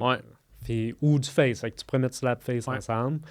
Je te donne des exemples et des 100%. Suggestions. Puis peut-être que tu pourrais refaire une autre journée de kilter, mais cette fois, tu changes l'angle. Tu le mets peut-être à 15-20 degrés. Ce que tu remarques, c'est que selon la cote, un V7 à 15 degrés, c'est plus technique. Vont être vraiment différents que les lignes V7 de kilter à 40-50 degrés. C'est vraiment différent. Fait que ça va te permettre de structurer et diversifier ton style, diversifier ton skill set. Ce qui serait, moi, je pense, plus intéressant que juste le faire à 40 tout le temps. Tout le temps à 40. Ouais. Fait que ça serait peut-être une petite modification qui peut t'amener quand même beaucoup de gains. Là. Fait que moi, ce serait la première chose. Première chose. Puis là, je pense que juste pour la catégorie grimpe, that's it. Pour l'instant, tu fais cette modification-là, tu le structures, puis that's it. Donc, au lieu, mettons, de faire 3 journées de kilter, ce serait, mettons, 2 kilter, une slab dans le gym. C'est à toi de voir. C'est à toi de voir où est-ce que tu penses que tu as le plus de gains. Où est-ce que tu as le plus à gagner aussi. Puis, je veux dire, faut pas snobber le gym non plus. On a, j'allais dire 2 beaux gyms. On a 4 beaux gyms au délire. Beau gym, On a Beauport, on a Sainte-Foy, on a lui sur la Rive-Sud, puis on a lui à Pierre-Bertrand. Ils ont des angles de murs différents. Où est-ce que tu peux aller toucher à des styles différents. Fait que peut-être qu'une de tes journées de overhang, tu la fais, mais à Sainte-Foy. Où est-ce qu'il y a vraiment plusieurs vraiment beaux devers. Puis un devers qui est particulièrement long aussi, lui, dans le fond, là, qui est vraiment long. Vraiment. Ça, entre ça ou grimper du kilter à 40 degrés, je veux dire, les prises vont être différentes, mais peut-être que tu vas avoir une plus grande diversification dans le gym à l'intérieur. Peut-être que tu fais ça pour une journée de steep overhang. Peut-être qu'au kilter, tu varies l'angle selon la journée. Slab, face, il y a un paquet de façons de le moduler. C'est à toi de voir. Ça, tu peux moduler entre kilter et gym, dans le fond. Oui, puis, tu sais, faut pas tomber dans le piège de dire je veux devenir fort dehors. Exact. C'est ça que je pensais. Je m'entraîne au délai. Qu'est-ce qui va me permettre d'être meilleur dehors? Le kilter, c'est ce qu'on entend. C'est-tu vrai? Je sais pas. Je suis Ouais. pas convaincu, honnêtement. OK. Je suis pas convaincu. Je pense que ton system board peut t'apporter des stimulations vraiment intéressantes et différentes Mhm. que ce que tu vas retrouver dans le gym. OK. Surtout les gyms commerciaux de nos jours, le style est vraiment différent. Ouais. OK? Donc, les types de prises vont être différentes aussi. Mhm. Mais l'idée, dans ta catégorie d'entraînement de grimpe, c'est de développer ton skill set Ouais. qui va être varié. C'est pas nécessairement de juste faire de la puissance de doigt. Moi, je le Mhm. vois pas de cette façon-là. Je OK. le vois vraiment en termes de bucket, de skill Ouais. que tu veux acquérir, OK. technique. Fait que ton kilter a des avantages, c'est de comprendre quel avantage technique, tactique qu'un board peut t'amener. Mhm. Puis est-ce que tu peux tirer profit d'un paquet d'autres types de grimpes? Ouais. Je pense que oui, puis peut-être même en lead, Ouais, oui. peut-être même en voie, que ça va t'apprendre à grimper des voies plus soutenues Mhm. avec où est-ce que de gérer ta pompe va être un enjeu. Ouais. Parce que, ça va diversifier ton skill set, Mhm. le grimpe, puis juste si on regarde l'effet physiologique que ça va avoir, tu vas filer un bucket que tu n'as jamais vraiment touché, qui va être Exact, c'est l'endurance et le power endurance. Ouais. Puis même si ça ne va pas t'aider peut-être directement à être plus Mhm. fort sur un bloc, ça va soutenir tes systèmes de power et de force, tu vas avoir une meilleure récupération entre tes essais en bloc, Mhm. tu vas avoir des plus longues journées de bloc peut-être parce que tu vas avoir une meilleure Fait que plus de endurance, gains. donc plus de chances de grimper plus fort. Dehors, Ouais. ben, peut-être que ça peut être intéressant de l'embarquer, soit dans ta semaine ou une idée que j'aurais en regardant ton plan sans trop modifier ce que Mhm. tu fais. Parce que le but, c'est pas de défaire tout ce que tu fais. Exact, C'est juste, ouais. tu le fais pour une raison, parce que tu aimes cette structure-là, Mhm. tu es capable de la maintenir. Fait que moi, je veux pas déroger de ça. Ouais. Tu as tout le temps une semaine off, Mhm. suivie avec tes 3 semaines on. Pourquoi Ouais. cette semaine-là, tu n'irais pas en voie, par exemple? Ouais. Ça pourrait être aussi simple que ça. OK. Puis juste là, tu aurais beaucoup plus de volume de voix que tu en avais Ben oui, avant. 100%. Là. Au lieu d'essayer de rajouter une journée de voix là-dedans, dans le fond. Ça peut être une solution Mhm. qui peut-être t'intéresse plus parce que je pense que tu n'aimes pas tant la voix ou Ben, t'aimes non, j'aime ça ou- quand même. Là. Ok. J'ai réappris à aimer la voix dans les derniers mois. Tu sais, j'ai mon Ouais. accréditation de lead, tu sais, Ouais. je suis capable d'en faire là, de la voix. là. C'est juste que Ça je te trouve qu'en motive termes de moins. temps aussi, c'est plus efficient, dans le fond, le bloc. Là. Tu sais, Mhm. mettons, avec la voix, il faut que tu trouves un partner, il faut que tu, Ouais. comme, tu checkes tes affaires, puis tout ça. Fait que des fois, c'est ça qui est un petit peu plus touché. Mais tu as une partner Ouais. qui est ta blonde. Exact. Ouais, c'est ça. Fait que ça peut être une, Ça peut être une solution. Oh, Ça peut oh, être une- exact, c'est ça. une solution. Elle va peut-être être contente parce que tu vas grimper un peu plus avec En elle. voix, ouais. Parce qu'elle, je pense qu'elle fait plus de voix. Fait, ouais. Fait que c'est une solution, mais c'est aussi d'adapter ton contexte, Mhm. voir qu'est-ce qui est disponible dans Exact. ton entourage. Là. Ouais. Tu peux leverage ça, puis ça garde ça le fun puis motivant. Ouais. Fait que juste là, tu viens de diversifier énormément ton skill set de grimpe. Mhm. On n'a pas fait grand-chose OK. pour la modification de ton training plan, right? Parfait. Honnêtement, juste avec ça, je pense que ça peut être intéressant. Puis, tu sais, je veux dire, faire attention, les system boards. J'ai souvent entendu en podcast du monde plus fort que moi, avec plus d'expérience que moi, qui s'entraînait juste sur des system boards pour aller dehors. L'exemple que j'ai en tête en ce moment, c'est Tyler Nelson, Mhm. qui est un physio et en strength coach, Chem Quand- 4 Yep. truc, là, ouais. Chem 4 Human Performance, Ouais. qui est quand même connu dans le domaine. Ouais. Que lui, il s'est entraîné énormément sur un system board pour devenir meilleur en grimpe. Il y a même Mhm. un system board avec des prises en granit. C'est Ah. quand même sick. OK. Fait que c'est comme des prises en bois avec des morceaux de pierre dessus comme Il y a comme dehors, dans le fond. dehors. Fait que, tu sais, honnêtement, cailloux, pour ouais. ta peau, par Mhm. exemple, là, c'est ça, son board est insane, mais Ouais. comme c'est dit, il a fait ça une tonne. Puis après, il y a eu un voyage, Ouais. il est allé à Squamish, il s'est fait botter le cul. Ah, ouais. Puis OK. lui-même avoue être tombé dans le piège de hey, je vais grimper beaucoup sur le system board puis je Ouais. vais devenir bon pour l'extérieur, puis il s'est rendu compte que non. OK. Honnêtement, tu veux devenir meilleur en grimpe extérieure, il va falloir que tu grimpes dehors, Mhm. à quelque part. En attendant, qu'est-ce que tu peux faire en dedans? Avec ta grimpe, pour t'aider à devenir meilleur quand tu vas aller dehors, ça va dépendre un petit peu de ton objectif. Toi, ton Mm. objectif, c'est de grimper un paquet de blocs, un paquet Ouais. de styles différents. Moi, je t'encouragerais à le faire aussi en dedans. OK. OK. Les skills que tu vas apprendre en slab ne seront pas perdus, même Ouais. si tu arrives à l'extérieur et que tu ne gagnes pas tant de slab. Non, c'est ça, exact. Parce que tu apprends à connaître ton corps, tu apprends à connaître comment bouger avec, tu sais, comme ça, Exact. la roche, là, ouais. Exact, tu vas développer ta littératie du mouvement. Mhm. En développement athlétique, c'est un concept auquel je touche énormément. OK. J'ai des joueurs de foot, mais je leur fais faire un paquet d'autres sports ou d'autres méthodes inspirées de d'autres sports pour développer leur skill set général, OK. pour que lorsqu'ils arrivent à une situation précise, ils aient accès à plus d'outils, Ouais. puis plus de solutions OK. qui peuvent être plus créatifs pour C'est nice. finalement accomplir leurs tâches en tant que joueur de foot. En game, c'est similaire, puis c'est facile de le voir. Mm. Tu as un paquet de styles différents. Ouais. Puis je veux dire, ton adaptation, ton skill set va dépendre de l'angle du terrain, du type de prise, du style d'ouvreur, si tu es dehors, est-ce que c'est L'endroit, le crack. l'endroit, le crag, le type de roche. Mhm. Comme le plus de diversification que tu peux avoir, le plus robuste aussi que tu risques d'être. Mhm. Fait que je pense que pour la catégorie grimpe, ça t'a donné des bonnes idées. Vraiment. Ouais. Great. Great. Ouais. On se garde les doigts pour la fin. Le OK. crunchy stuff, puis ce que le monde va aimer pour la fin. Conditionnement. OK. C'est quoi ton objectif de conditionnement? Ça serait un sous-objectif. Le conditionnement, mettons, le squat puis ces choses-là, Mhm. dans le fond, ben, à la base, j'aime ça. D'un, OK. j'aime pousser de la fonte. Genre, je trouve que Ouais. tu sors de là, t'es juste mieux. Tu sais, on parle de mon background de foot. Tu sais, avant, je poussais de la fonte tout l'hiver, puis Mhm. même pendant la saison, puis Mhm. ça me faisait quand même sentir bien. Fait que juste ça, je trouve que c'est un plus. Ouais. Pour ramener ça à l'escalade, c'est sûr que, mettons, tu sais, au niveau du squat, l'objectif que j'avais, c'était surtout, mettons, de devenir plus fort des jambes pour faire certains moves, exemple de heel, ou d'être capable de quand même bien pousser aussi dans des prises, tu sais, Mhm. en escalade en général. Aussi, éviter les blessures. Mhm. Ça, c'était, mettons, pour le squat. Le bench, j'ai l'impression que c'est plus pour les mouvements en compression. Puis c'est le fun. C'est juste bencher, c'est le fun. Ah, absolument.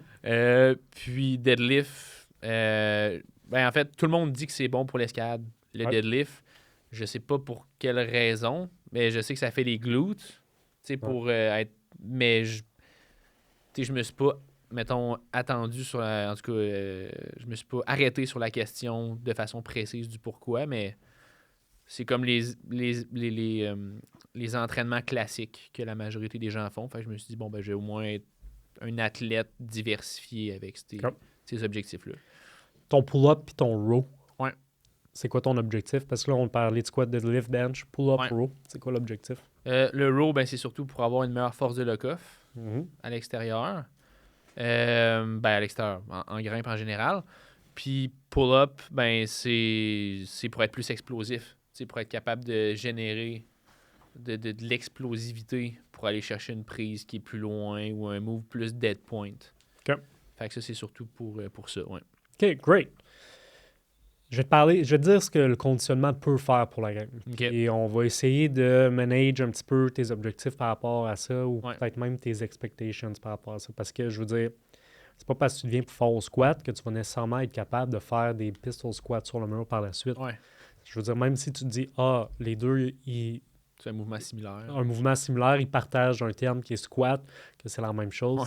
c'est pas vraiment ça que c'est. OK. Faire un pistol squat sur un petit croton en équilibre sur une slab avec les mains qui t'aident à peine parce que Ouais. tu n'as pas de prise versus squatter avec du poids sur le dos. Skill complètement différent. Ouais. Complètement différent. Le but de ton conditionnement, Mhm. OK, c'est, numéro 1, la prévention de blessures. Fait que juste le fait de faire un entraînement de type force, même si le volume n'est pas si haut que ça, même si tu es juste en maintien, il va avoir un effet protecteur. OK. Dans quelle mesure, puis dans quelle spécificité pour la grimpe, c'est dur de le savoir. OK. C'est vraiment dur de le savoir, mais on peut extrapoler de ce qu'on sait dans la littérature scientifique pour les autres sports. OK. Donc, on sait que faire de la force de bas de corps, en squat ou en deadlift, peut diminuer le risque de subir un non-contact injury OK. au niveau du bas du corps dans les team sports. Ouais. OK? Donc, un non-contact injury, ça serait une blessure que tu te ferais de façon random Nous mettons. au genou, mettons, puis c'est pas parce que quelqu'un t'a rentré dans le genou. OK. Ça, je veux dire, tu peux faire autant de squats que tu veux, il n'y a Pas rien contrôlable. à faire. Ouais. Ouais. Il y a des types de blessures que tu peux pas prévenir. Ouais. D'accord? Fait que ça, c'est numéro 1. Fait que OK. juste le fait d'en faire, ça te protège d'une certaine façon. Mhm. Tu fais du lower body, ça va protéger plus ton lower body. Tu veux protéger ton upper body, tu fais du bench, tu fais des pull-ups, ça va te protéger d'une certaine façon. Ouais. Mais pas, ça va pas te shielder à 100%. OK. Ça va diminuer le risque Mhm. de blessure et de certains types de blessures. OK. OK? Ça, c'est numéro 1. OK? Fait que ça, c'est quand même covered. Tu en fais une fois par semaine minimum. C'est bien correct, honnêtement. Moi, le guideline que j'aime donner, c'est qu'en conditionnement, j'aime aller chercher au minimum une fréquence de 2 fois semaine OK. pour tous tes types de mouvements. OK. Donc, par exemple, tes mouvements de bas du corps et Ouais. tes mouvements de haut du corps. Ouais. Tu le fais une fois semaine, honnêtement, c'est pas dramatique OK. dans les objectifs que tu as. Fait que Parfait. ça fonctionne bien aussi. Mais bon, Ça moi, pourrait aller à 2, mais c'est pas nécessaire. ça pourrait aller à 2. Moi, je pense OK. que ça serait plus optimal, OK. mais c'est pas nécessaire. OK. Ça va fonctionner pour ta prévention de blessure. Ça va peut-être moins bien fonctionner pour tes gains en force. OK.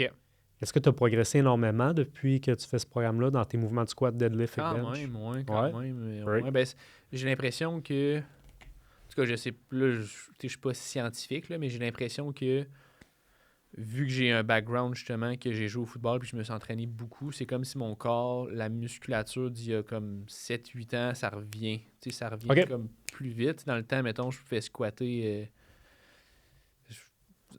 Pas mal plus qu'en ce moment. Deux plates 35, deux plates Ouais. 40 en série. Là. OK. Tu sais, puis là, je fais pas ça. Là, tu sais, là Ah. j'étais à peut-être plate 25, plate 30.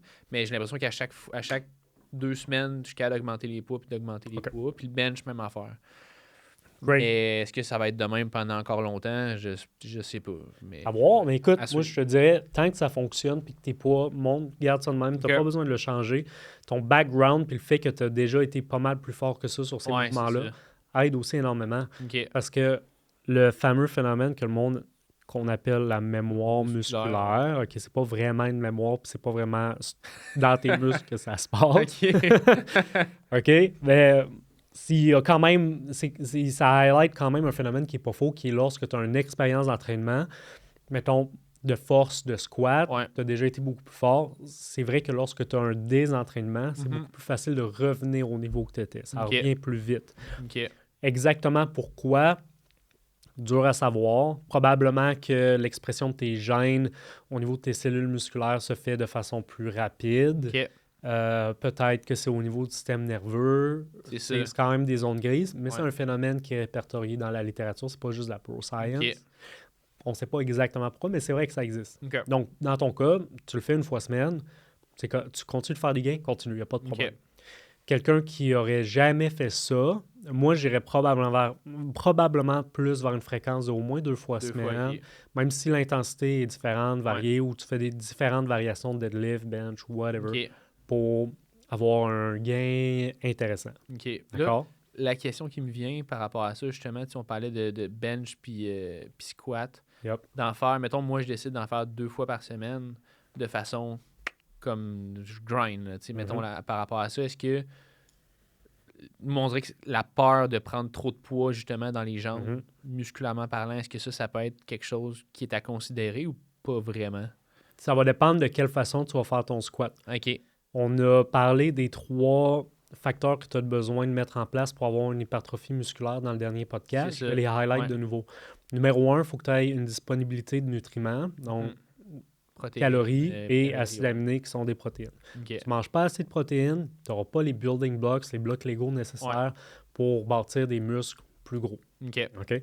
Tu peux devenir plus fort sans avoir des muscles plus gros, 100%. Vraiment, là, genre, absolument. OK. Mais pour l'hypertrophie, c'est différent. Mais il faut séparer hypertrophie puis force. Même s'il y a un overlap entre les deux des fois. Mais si tu veux éviter ce overlap-là, ça se fait. Mhm. Puis, je veux dire, dans l'autre extrême, on le voit aussi, on voit beaucoup de bodybuilders. J'ai vu une vidéo avec Magnus Midbow Ouais. qui a fait un training avec des bodybuilders connus de YouTube. J'ai pas écouté, mais ouais. Puis j'ai juste vu un extrait. Magnus Midbow faisait exactement le même mouvement que les bodybuilders, puis il était vraiment plus fort. Fait qu'il faisait un mouvement de tirage de dos, fait qu'un mouvement de row. Magnus Midbow est fort, puis sa masse musculaire avait rien à voir avec les gars. Là. Lui, il était à côté de des mutants, là, ça n'avait pas rapport. Là, ouais. Il en parle. OK. Ils sont comme, hey, je comprends pas, t'es tout petit, puis t'es plus fort OK. que nous sur ce mouvement-là. Mais Ouais. comme s'entraîner pour l'hypertrophie ne veut pas dire que ça va t'amener un gain en force, Ouais. même si des fois ça va le faire. Puis s'entraîner en force ne veut pas dire que tu vas avoir un gain en hypertrophie. OK. Autre exemple, dans l'autre extrême, haltérophilie. On en a parlé dans l'autre podcast. Ouais. Tu as des catégories de poids, fait que tu as du monde très léger qui vont lever Ouais. des charges vraiment lourdes. Tu vas aller voir, mettons, il y a les Olympiques là, qui s'en viennent. Ouais. On va checker le Olympic weightlifting. Puis tu vas Ouais. avoir dans la catégorie de femmes, tu vas avoir des filles là, qui sont pas grosses, tu les vois, puis t'es comme, OK, Comment ils elle s'apprête font, à lever ce poids-là, puis boum, elle lève au-dessus de sa tête comme ça. Mais comme, elle n'a pas plus de masse Ouais. musculaire. Tu Puis peux, comme grimpeur, dans le fond, le but, c'est de viser le plus possible.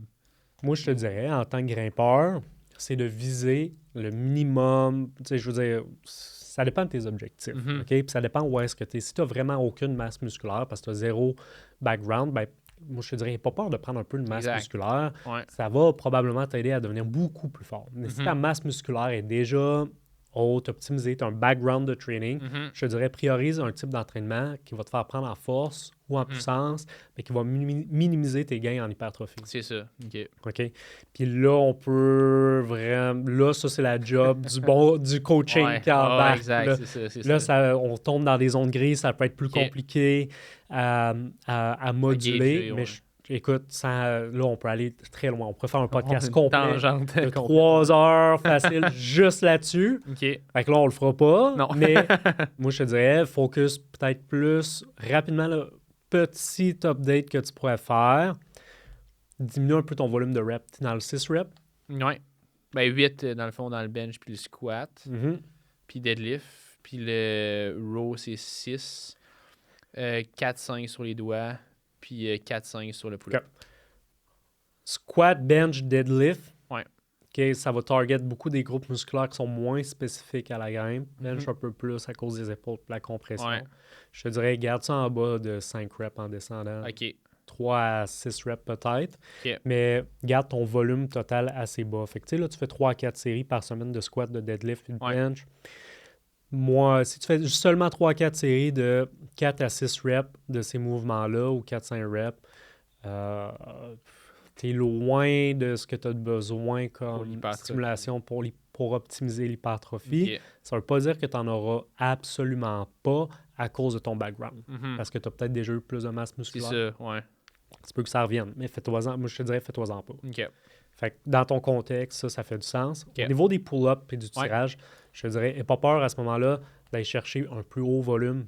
Parce que je veux dire, si tu prends de la masse au niveau des biceps, Mhm. avant-bras, lats, c'est une masse qui va t'aider à bouger sur le mur. Mhm. Pas dramatique. OK. Puis là, il faut aussi relativiser. Là. Prendre 10 livres de masse musculaire, c'est vraiment tough. Ben oui. C'est vraiment tough. Il y a du monde qui passe leur vie à essayer de prendre 5 livres de masse musculaire maigre.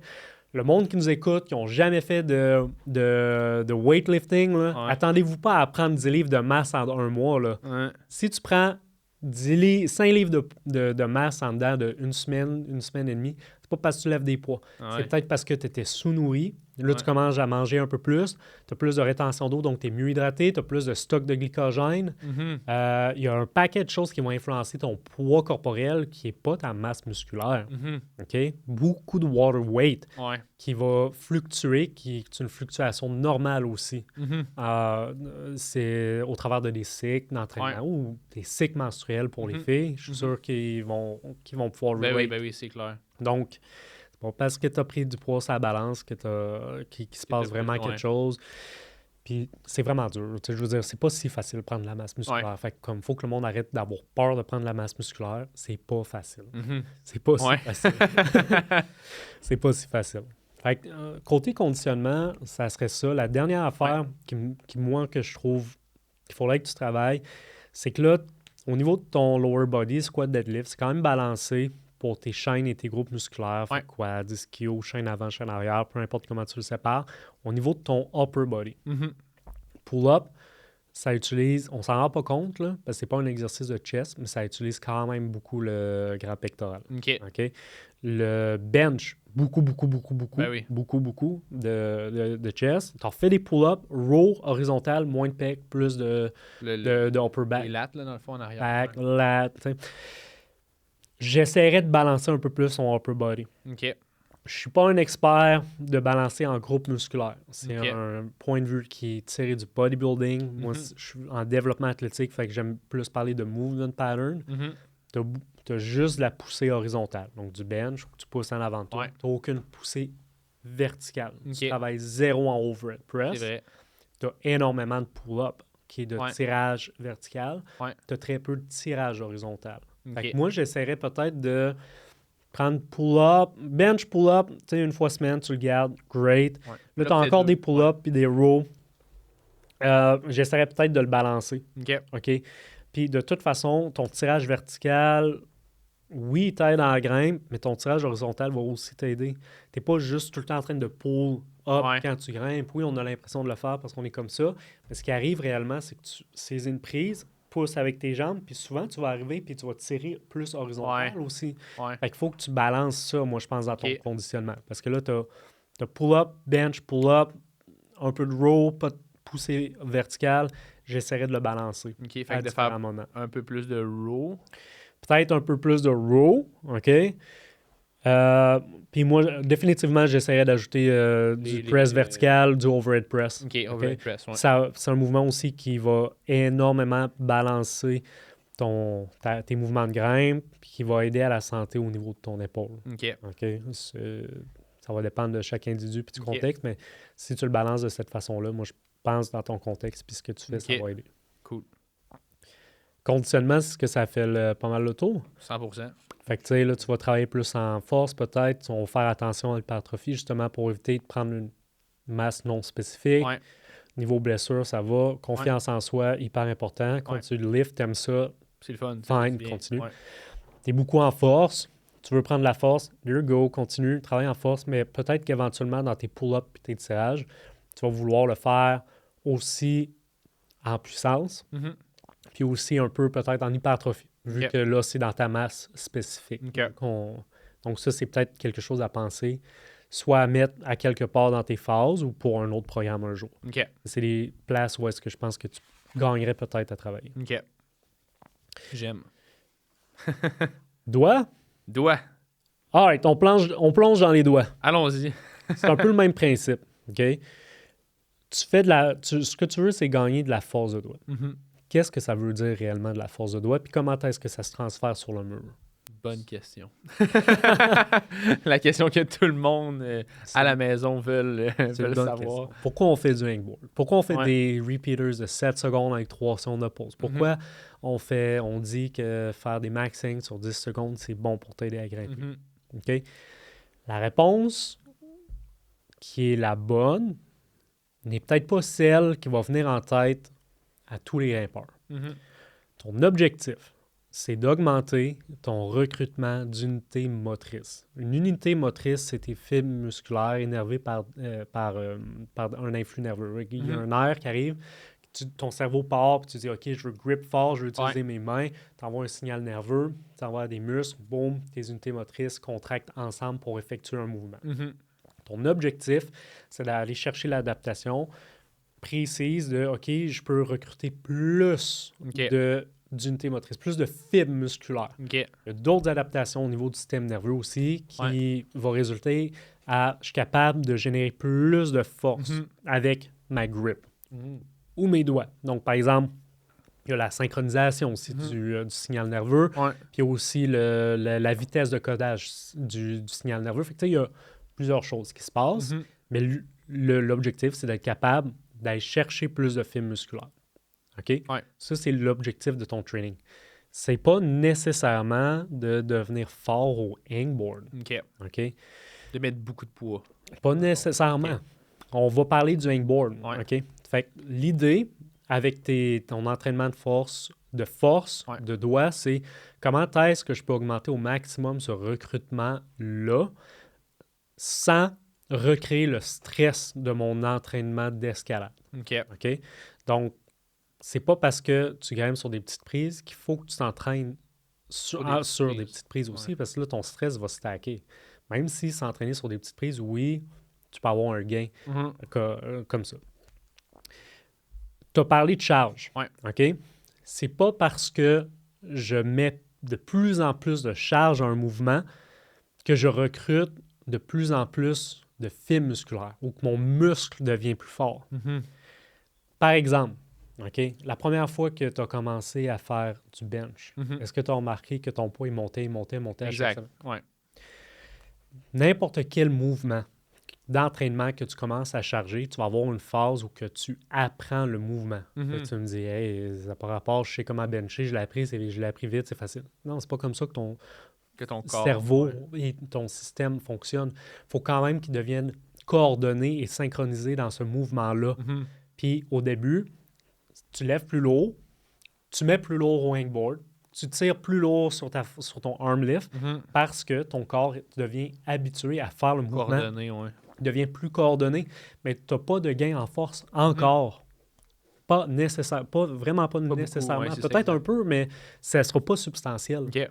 Faut, avant de faire des vrais gains sur un mouvement en force, il faut que tu deviennes parfaitement, il faut que tu aies un haut taux de coordination, il faut que tu apprennes bien le mouvement. Donc, plus le mouvement va être complexe, plus ça va être long avant que tu aies des vrais gains, par exemple. Plus le mouvement est simple, plus c'est rapide avant que tu commences à vraiment aller chercher des intensités qui vont forcer les adaptations que je viens de parler. Ouais. C'est dur de se dire « Hey, je lève plus lourd, mais je ne suis pas plus fort. Ouais. » Il faut vraiment faire la différence entre la charge externe et la force que mon muscle peut générer. Ouais. Le but de l'entraînement, c'est d'avoir plus de force au niveau de mon muscle. C'est indépendant, mais c'est indépendant. C'est pas une relation parfaite avec la charge que tu vas pouvoir lever. C'est pas une relation parfaite. OK? Dans l'entraînement pour les doigts et précisément à l'escalade, ça devient encore plus tricky parce que tu as deux systèmes qui vont contribuer à comment de charge tu vas pouvoir mettre sur un mouvement de doigt. Par exemple, un hangboard. OK? Tu as deux systèmes. Le premier, c'est ton système musculaire. Ouais. Donc, oui, à une certaine intensité, tu vas forcer ton corps à s'adapter en forçant ton muscle à devenir plus fort. OK? En faisant du hangboard avec du poids. Ouais. Ou en faisant du hangboard sur des petites prises, puis peut-être pas de poids. Ouais. Des prises qui sont challengeantes. OK? Tu as un autre système qui entre en jeu. Est-ce que tu as une idée duquel que je parle? Pas en tout. Ça va être ton système. C'est un système qui va produire une force plus passive. Fait que c'est tout ce qui est ton tissu, tout ce qui est ton tissu, j'ai conjonctif, ton connective tissues. Okay, c'est ton système de tendons. Okay. Un système de tendons, mais tu as aussi du tissu, du connective tissues à l'intérieur de tes cellules musculaires parce que tu as des fibres qui sont dans ton muscle qui s'appellent tu as une partie de ton muscle qui s'appelle les fibres de titine, qui transmet une force élastique mais passive entre les fibres musculaires. Mais quand tu fais du hangboard, tu ne bouges pas, puis tu subis la charge, si on veut, que tu as attaché à tes hanches. Il y a une énorme partie de la charge externe que tu vas pouvoir mettre qui est due à cette force passive-là. Fait que ton premier bucket, c'est ta force active. Ton autre, c'est ta force passive. Qu'est-ce qu'il faut comprendre? C'est que ta force passive est énormément dépendante de la charge externe que tu vas avoir. C'est un peu comme un élastique où est-ce que, OK, plus que tu loads, plus que il va générer de force. Mais ce n'est pas une force que tu vas pouvoir activement recruter. Donc, si je fais du hangboard, j'ai 50 livres sur moi, la partie de force passive qui vient du fait que j'ai 50 livres sur moi, quand je vais grimper et que je n'aurai pas de poids sur moi, elle disparaît. Tu n'as plus accès à cette force-là. Ça ne veut pas dire que tu n'as pas besoin d'une certaine force passive. Ça ne veut pas dire que le stress sur ces structures-là n'est pas intéressant. Mais si ton but, c'est simplement de prendre la force, ça va être... C'est pas nécessairement ça qui va être le plus optimal ou qui va produire le moins de stress sur tes doigts. Est-ce que tu veux qu'on rewind un peu, là, qu'on prenne un step back? Parce que là, j'ai beaucoup d'affaires. Non, mais j'aime ça. c'est bien correct. Ça va? Oui. Ça, c'est clair. Puis, d'où vient la grosse contribution de tes forces et de tes tensions passives dans un mouvement, comme le hangboard, ça va être la même chose que lorsque tu vas faire un mouvement en excentrique. L'excentrique, c'est la force que tu contrôles la descente ou la charge externe de ton corps. Par exemple, je fais un pull-up. Quand je descends, ça, c'est la phase excentrique. C'est ça. Quand je suis en phase excentrique, il y a beaucoup plus de force qui vient du système passif. C'est ça. Good. Quand je tire et que je Ouais. monte, beaucoup plus de force, une plus grosse proportion de force qui vient du système actif. OK. OK? Fait que est-ce que ça voudrait dire que quand tu fais des lifts versus du hangboard, ça va être différent un petit peu de ce que Oui. tu vas recruter? OK, c'est ça. Ça va être différent. Quand tu fais du hangboard, c'est que là, en force de doigt, on tombe vraiment précis puis on tombe au microscope sur OK. un type de contraction qui est la contraction isométrique. Mhm. OK? La contraction isométrique, c'est quand tu produis un effort sans qu'il y ait de changement d'angle à une articulation. OK. Donc, tu ne bouges pas, Ouais. mais tu forces quand même pour tenir la position. Ouais. Dépendamment de comment cet effort isométrique-là est fait, Mhm. ça va ressembler un peu plus vers du concentrique ou un peu plus vers du excentrique. OK. Quand tu fais un type d'isométrique qui est juste un yielding isometric, donc que tu fais juste tenir une charge puis tu résistes la déformation du Ça, c'est mouvement, ça, dans le fond. OK. ça va ressembler plus à de l'excentrique. OK. Ça, c'est du hangboard Ouais. classique. Tu te mets, tu te suspends, Tiens une puis charge. tu tiens une charge puis tu essaies que ta main ouvre pas. Ouais. Ça va les types d'adaptation vont ressembler plus à du excentrique. OK.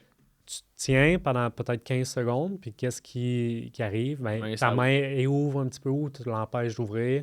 Ça ressemble beaucoup à de l'excentrique. OK. Puis ça, c'est étudier littérature précisément, hangboard, ça, bonne chance. OK? OK. On commence à être Ça- très piqué. C'est ça, ouais. Il y a une personne qui l'a énormément utilisé puis qui a pris des données sur une centaine de grimpeurs, c'est Tyler Nelson, puis c'est Mhm. de lui que j'ai appris ça, puis OK. lui, c'est le pro là, De tout ça, ouais. de tout ça. Là. Donc, si vous voulez en savoir plus ou si vous voulez que ça soit mieux expliqué ou avec Ouais. peut-être moins d'erreurs, que j'ai mal Ah, ouais. exprimé ces idées-là, allez voir ce que Tyler Nelson fait sur Chem for Human Performance. Ouais.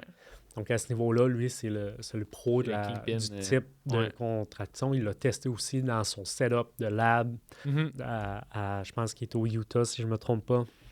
Il OK. l'a testé sur un paquet de grimpeurs d'un paquet de niveaux aussi. OK. Puis ce qu'on remarque, c'est que dans la littérature, c'est beaucoup étudié, le phénomène dont je viens de te parler, mais Ouais. sur des mouvements conventionnels, style squat puis deadlift. Ouais. Sur un squat, tu peux descendre une charge qui est environ 30 à 50 % plus lourde que ce que tu serais capable de monter Hmm. par toi-même. Lui, il a remarqué le même taux de différence, 30 à 50 % sur une charge que quelqu'un est capable de mettre sur un hangboard passif versus une contraction de main active. OK. Là, on vient de parler d'un nouveau truc qu'on ne peut pas parler encore aujourd'hui. Mhm. Contraction active au niveau des doigts. De quoi ça a de l'air? OK? J'ai ma main ici, comme ça. J'ai une prise au bout des doigts et je force avec mes doigts pour fermer ma main. OK. C'est actif. OK. Donc, un mouvement qu'on voit de plus en plus dans le gym, il y a du monde qui accroche un bloc Ouais. d'entraînement de doigts d'escalade, il le met sur un élastique, puis il ferme la main avec Ouais. ses doigts. C'est concentrique. OK.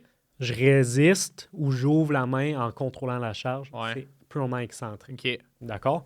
Quand je suis en ISO, hangboard, excentrique. Ouais. Maintenant, tu peux faire un ISO qui ressemble à du concentrique. Mhm. Je force contre un objet que je ne suis pas capable de déplacer, une latte, un hangboard, puis je force, puis je me concentre, je lock mon coude, par exemple, si je suis sur la table, pour isoler juste ce mouvement-là en essayant de fermer la main contre quelque chose qui m'empêche de bouger. OK. C'est une forme d'isométrique parce OK. qu'il n'y a pas de mouvement qui va se passer, mais je vais activement essayer de fermer ma main. OK. Ça va ressembler à des adaptations qui vont se rapprocher plus vers le concentrique. OK. Ce qu'il faut comprendre, c'est que c'est un continuum. Ouais. D'un côté, tu as le pur concentrique, de l'autre côté, tu as le pur excentrique. Ouais. Entre les deux, tu as l'isométrique, mais tu as un type d'isométrique qui se rapproche de l'excentrique, puis un type d'isométrique qui se rapproche du concentrique. OK. D'accord? On est Ça allé va? loin, là. Ouais. On est allé loin, mais c'est hyper intéressant Ben oui. parce que c'est... Quel autre sport va aller aussi deep dans le type de contraction isométrique? Mhm. Il n'y en a pas à part l'escalade pour de vrai. Ouais. là. C'est fascinant. Puis, tu sais, après ça, il y a d'autres types, il y a plein d'autres types de choses qu'on peut rentrer là-dedans. La vitesse, on n'a pas Ouais. parlé de puissance, puis on n'a pas parlé de force de contact. Hein. La vitesse de ta contraction ou la vitesse que tu as ou la petite fenêtre que tu as pour prendre une prise puis la tenir, force de contact, Mhm. c'est une autre variable qui vient d'ajouter une dimension de plus à ça. Ouais. Fait que là, on est passé de 2D à 3D. Fait que Ah là, ouais. on est passé d'un axe à deux axes. Hein. Puis là, après, tu peux... En tout cas, on peut aller loin. là. Oh, ouais. Ça, c'est la job du coach de le Ouais. faire. Fait que bref, on a pris une méga Sur tangente.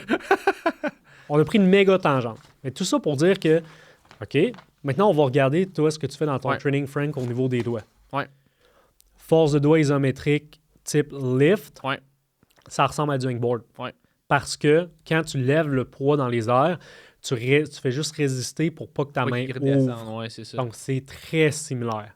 Donc, faire du hangboard à un bras, mettons, avec ton body weight, Mhm. qui est environ 180. À 80, ouais. Fait que faire un one-arm hang sur 20 mm à 180 livres Mhm. versus tirer 180 livres du sol, c'est similaire. Exact, c'est ça. C'est ça. similaire. Ouais. OK? En termes d'adaptation. Mhm. Mais où est-ce que moi, je trouve que le arm lift est vraiment intéressant. Beaucoup plus facile de faire des reps Ouais. avec ça. Beaucoup plus safe. Tu n'es pas capable de lever la charge, elle va juste dropper à terre. Ouais. Beaucoup moins stressant pour tes épaules. Les parce que tu n'es épaules pas en avec position hangboard, overhead. Puis à un moment donné, tu mets du poids, tu as deux mains, tu mets beaucoup de poids au niveau de Ouais. tes hips, ça tire au niveau des épaules. Là, quand tu es en position de lift, beaucoup plus Mhm. stable comme position, beaucoup Ouais. plus safe. Fait que moi, j'adore cette méthode d'entraînement-là. Honnêtement, ça fait vraiment longtemps que j'ai pas fait de hangboard Mhm. à cause de ces raisons-là. Ouais. Ou lorsque j'en fais, ça va être body weight Exact. seulement. T'échauffer, pour- etc. Oui, c'est ça. Mais comme des hang heavy avec du poids, Mhm. j'en fais plus OK. pour ces raisons-là. OK? Fait que ça, c'est un type de contraction qui va être excentrique, Ouais. isométrique excentrique. Ton kilter, quand tu grimpes, Mhm. c'est un peu le même type de contraction, mais ça va OK. varier un peu plus dépendamment du move, mais ça va ressembler à ça. Parce que OK. qu'est-ce que tu fais sur le mur? Tu tiens, puis tu veux pas que ta main ouvre le temps que tu te rendes à l'autre prise. Fait que comme il y a plusieurs choses Ouais. qui se passent, tu vas faire un move dynamique, tu vas contracter pour tenir la prise, Ouais. tu vas réajuster ta prise, mais overall, la plupart du temps, ça va quand même être ce type de contraction-là. OK. OK? Mais pas de charge externe. Ouais. Pas de charge externe veut dire pas de force passive supplémentaire. C'est ça. OK? Kilter, lift, kilter, arm lift, kilter. Ouais. Ben, moi, je trouve que c'est vraiment bien que tu diversifies ton type de grip Ouais. pour diversifier les stresseurs, parce Mhm. que là, tu fais du pocket, Ouais. mais tu en fais quand même seulement 2 types. Peut-être que tu peux en faire d'autres types, puis peut-être que tu pourrais utiliser un edge différent pour varier le type de stresseur. OK. Mais ce qui serait intéressant, c'est que tu varies aussi ton type de contraction OK. en termes d'entraînement de doigts. Ouais. Fait que tu pourrais rajouter du concentrique au niveau de tes avant-bras, OK. qui ne serait pas directement de la force de doigt, mais tu pourrais peut-être en faire plus lourd ou un peu plus, puis peut-être que ça te fatiguerait moins OK.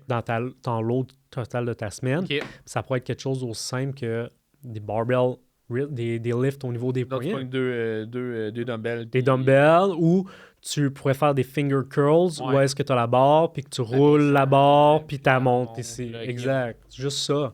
Puis comme même si c'est pas spécifique à l'escalade, c'est spécifique à la force avant-bras. Mhm. Tes avant-bras, c'est les mêmes muscles qui font bouger tes poignets que tes doigts. Exact. OK? Donc, ça t'entraînerait ces muscles-là OK. en recrutement. Puis après, ta job ou la job du coach, c'est de s'assurer de trouver un moyen de le transférer sur le mur par la OK. suite. Fait que ça pourrait être une méthode de le varier. OK. Une autre méthode de le varier, c'est comme on a parlé tantôt, c'est de faire de l'isométrique, Ouais. mais de type plus concentrique, où Mhm. est-ce que tu essayes de fermer la main plutôt OK. que de juste résister à une Fait que déformation. ça, tu peux le faire avec un edge, dans le fond. Tu peux le faire avec un edge fixé Donc, au sol. Tu peux le faire avec un hangboard où Ouais. est-ce que tu gardes tes doigts, tes pieds au sol puis que tu essaies de contracter. Puis honnêtement, moi je pense que où est-ce que tu vas avoir le plus de gains, c'est si tu varies ces types de contractions-là, les grips différentes aussi, l'angle Mhm. à lequel tu travailles tes avant-bras. Ouais. Donc, de garder, oui, du lift du sol, c'est excellent. Mhm. Mais je le diversifierais aussi OK. de cette façon-là. Pour avoir l'objectif aussi, c'est pas juste de devenir très, très, très fort en half crim Ouais. et en pocket, mais c'est tu vas grimper un bloc, tu vas avoir des slopes, tu vas avoir Ouais. des C'est pinch, ça, c'est tu ça. vas avoir des half crim, tu vas avoir des full crim, tu vas Ouais. avoir des jogs. Ouais. Tu sais, je veux dire, tu vas avoir un développement complet. Mhm. Puis là, peut-être que si tu avais un projet précis sur un bloc, V8, V9, Mm. qu'il y a des types de prises précis, là, peut-être qu'à certains moments dans l'année, tu pourrais devenir un spécialiste C'est de juste ça. Ouais. Mais comme là, avec toi, tes objectifs, c'est vers là que Ouais. je me dirigerais. OK. Fait que ça, c'est juste choix d'exercice, Ouais. type de contraction, mais j'en profiterais pour faire autre chose que juste de la force. OK. Peut-être aussi quelque chose plus en endurance, plus en power endurance, pour supporter tous les systèmes physiologiques qui, au final, vont t'aider à, oui, être plus fort, mais être un meilleur grimpeur. Ouais. Il y a plusieurs façons de le faire, mais là, je pense que juste avec ça, ça te donne un paquet d'idées. Puis... Moi, je l'ai même pas parti. c'est pas parti, ça. J'ai pas parti le chrono au début. Fait que juste avec ça, je pense que ça fait quand même un tour très intéressant Ouais. de ton training. Ah, On a pris une méga tangente sur sur les doigts. sur En même les temps, doigts. c'est le sujet préféré de tous les grimpeurs, les doigts. Vraiment, vraiment. Puis, tu sais, au travers de tout ça, tu vas faire des modifications peut-être à ton training, tu vas ajuster des choses. Ben, il faut aussi que tu mitiges puis que tu gardes en tête quel genre de résultat tu vas vraiment avoir de ce type de training-là. Tu pourrais devenir très, très, très, très fort des doigts, mais pas grimper une cote de plus. Exact, c'est ça. Ça se peut très bien. Ouais. Tu pourrais être très fort en dedans pour être capable de grimper dehors. Ouais. Fait comme, il va toujours falloir que tu trouves un moyen de transférer tes nouveaux acquis athlétiques sur le mur. OK? Puis de le transférer. Puis ça, honnêtement, c'est the name of the game pour tous les préparateurs physiques de tous les sports. OK. De comment est-ce que je prends ce que j'ai fait en dehors du terrain de jeu, du mur, puis comment est-ce que je le transfère sur le mur pour effectivement augmenter la cote que je grimpe ou devenir un meilleur joueur de foot ou plus vite même. Puis là, ça requiert un peu plus de craftsmanship, d'art. Puis coacher, c'est vraiment une belle balance entre qu'est-ce qui se passe dans le côté de la littérature, de la science, qu'est-ce qu'on comprend pas, puis qu'est-ce que je peux faire en tant qu'artiste de l'entraînement pour avoir jumelé ça, puis avoir un athlète qui me dit, OK, lui, dans son contexte, comment est-ce que je peins ce tableau-là pour qu'il puisse devenir le meilleur athlète possible. Wow. Incroyable. Je pense que ça fait le tour. Ouais, c'était une méga analyse de mon training plan. Puis là, en plus, c'est ça, on voulait comme pas trop en parler avant, mais je pense qu'éventuellement, dans pas longtemps, tu veux lancer, ou peut-être qu'au moment aussi qu'on va sortir cet épisode-là, ça va être lancé, mettons... Au moment que l'épisode sort, je l'annonce, c'est pas un hard launch, OK? C'est un soft launch parce que je fais déjà du coaching en ligne. Je suis très, très, très précis envers les joueurs de football. Puis dans mon coaching en ligne, ce que je fais, c'est de la préparation physique pour les aider à mieux performer quand ils arrivent en saison. Là, ça fait quand même un certain temps que je fais des plans d'entraînement par passion, parce que maintenant, je suis un grimpeur pour moi, d'autres gens alentour de moi pour la grimpe. J'ai déjà un système de coaching en place. Je l'adapte en ce moment pour le grimpeur. Puis je vais commencer à passer le mot, puis je vais garder ça de façon très organique. Mais s'il y a des grimpeurs dans mon entourage ou élargi qui veulent du coaching, qui veulent de l'aide, de l'encadrement, un encadrement professionnel pour leur grimpe, moi, je vais l'offrir. Je l'offre à partir de là. Nice. Tu as besoin de training ou tu es perdu un peu dans ton entraînement, tu as besoin d'aide, tu peux m'écrire, puis je vais te parler de comment moi ça fonctionne, c'est quoi les coûts, c'est quoi le type d'entente que j'ai avec les athlètes que je coach, puis je commence à en coacher at large. J'aime ça. Pour qui ça va vraiment s'adresser, c'est un peu quelqu'un comme toi ou comme moi, quelqu'un qui veut grimper plus fort, en dedans ou à l'extérieur. Je me concentre vers la personne qui fait de l'escalade plus récréative, donc qui ne fait pas de compétition. De compétition, c'est une bête totalement différente. Je connais pas cet univers-là. Je le laisse à d'autres. Mais si quelqu'un a besoin d'aide pour devenir plus fort, prévenir les blessures au niveau de ses doigts, qui veut s'entraîner, donc tout ce qui est conditionnement, entraînement pour l'escalade, alentour de sa grimpe, précisément pour ses capacités athlétiques, je suis là pour ça. C'est vraiment du coaching. Fait que, comme ce qu'on a fait aujourd'hui, je t'ai pas dit hey, voici le meilleur plan possible, fais ça. On a checké ce que tu faisais, ce que tu as bâti, puis on a essayé de voir comment est-ce qu'on peut l'adapter. Ou est-ce que moi, je pense que tu peux faire des améliorations dans ton plan pour devenir un meilleur grimpeur ou avoir plus de résultats. Donc, je m'adapte vraiment au contexte de chacun. Là. Quelqu'un veut s'entraîner 2 fois semaine, 20 minutes, parfait, je suis là, je vais t'aider, je vais te dire ce que moi je pense qui est le mieux. Fait que c'est ça. Ça a fait le tour. Puis comme on finit ça sur une autre note, honnêtement, on n'aurait jamais fait de change-up à ton plan. Ça aurait peut-être fonctionné. Pour de vrai. Ça aurait peut-être fonctionné. Fait comme, oubliez pas, gang, que le critère numéro 1, c'est la capacité d'adhérer à ton plan qui va jouer le plus sur tes résultats. Donc, ça veut dire être capable de faire ton plan, être capable de donner, de te donner quand tu fais tes trainings, puis de le garder weeks in, weeks out. Ouais. Durant une longue période Être de constant, temps, dans le fond. sans te blesser. Ouais. Écoute, Coach Bam, Let's go! merci. Merci pour vrai pour le... Je sais même pas ça a pris combien de temps le podcast, mais pour vrai, c'était incroyable. Moi, en tout cas, j'en ai sorti un bon paquet de nuggets. Puis Let's go! pour venir te parler, Yep. c'est quoi ton petit nom propre sur les réseaux sociaux? Quelqu'un m'écrit sur Instagram, Ouais. je vais répondre. Donc, soit sur ma page personnelle pour l'entraînement d'escalade, ça va me faire plaisir d'en parler, ou sur ma page professionnelle. Ma page professionnelle, c'est Bam is Coaching. Yeah. Je pense que si on marque Coach Bam, ça l'aurait pop. Ouais. Sinon, pour ma page personnelle, c'est F_Bam.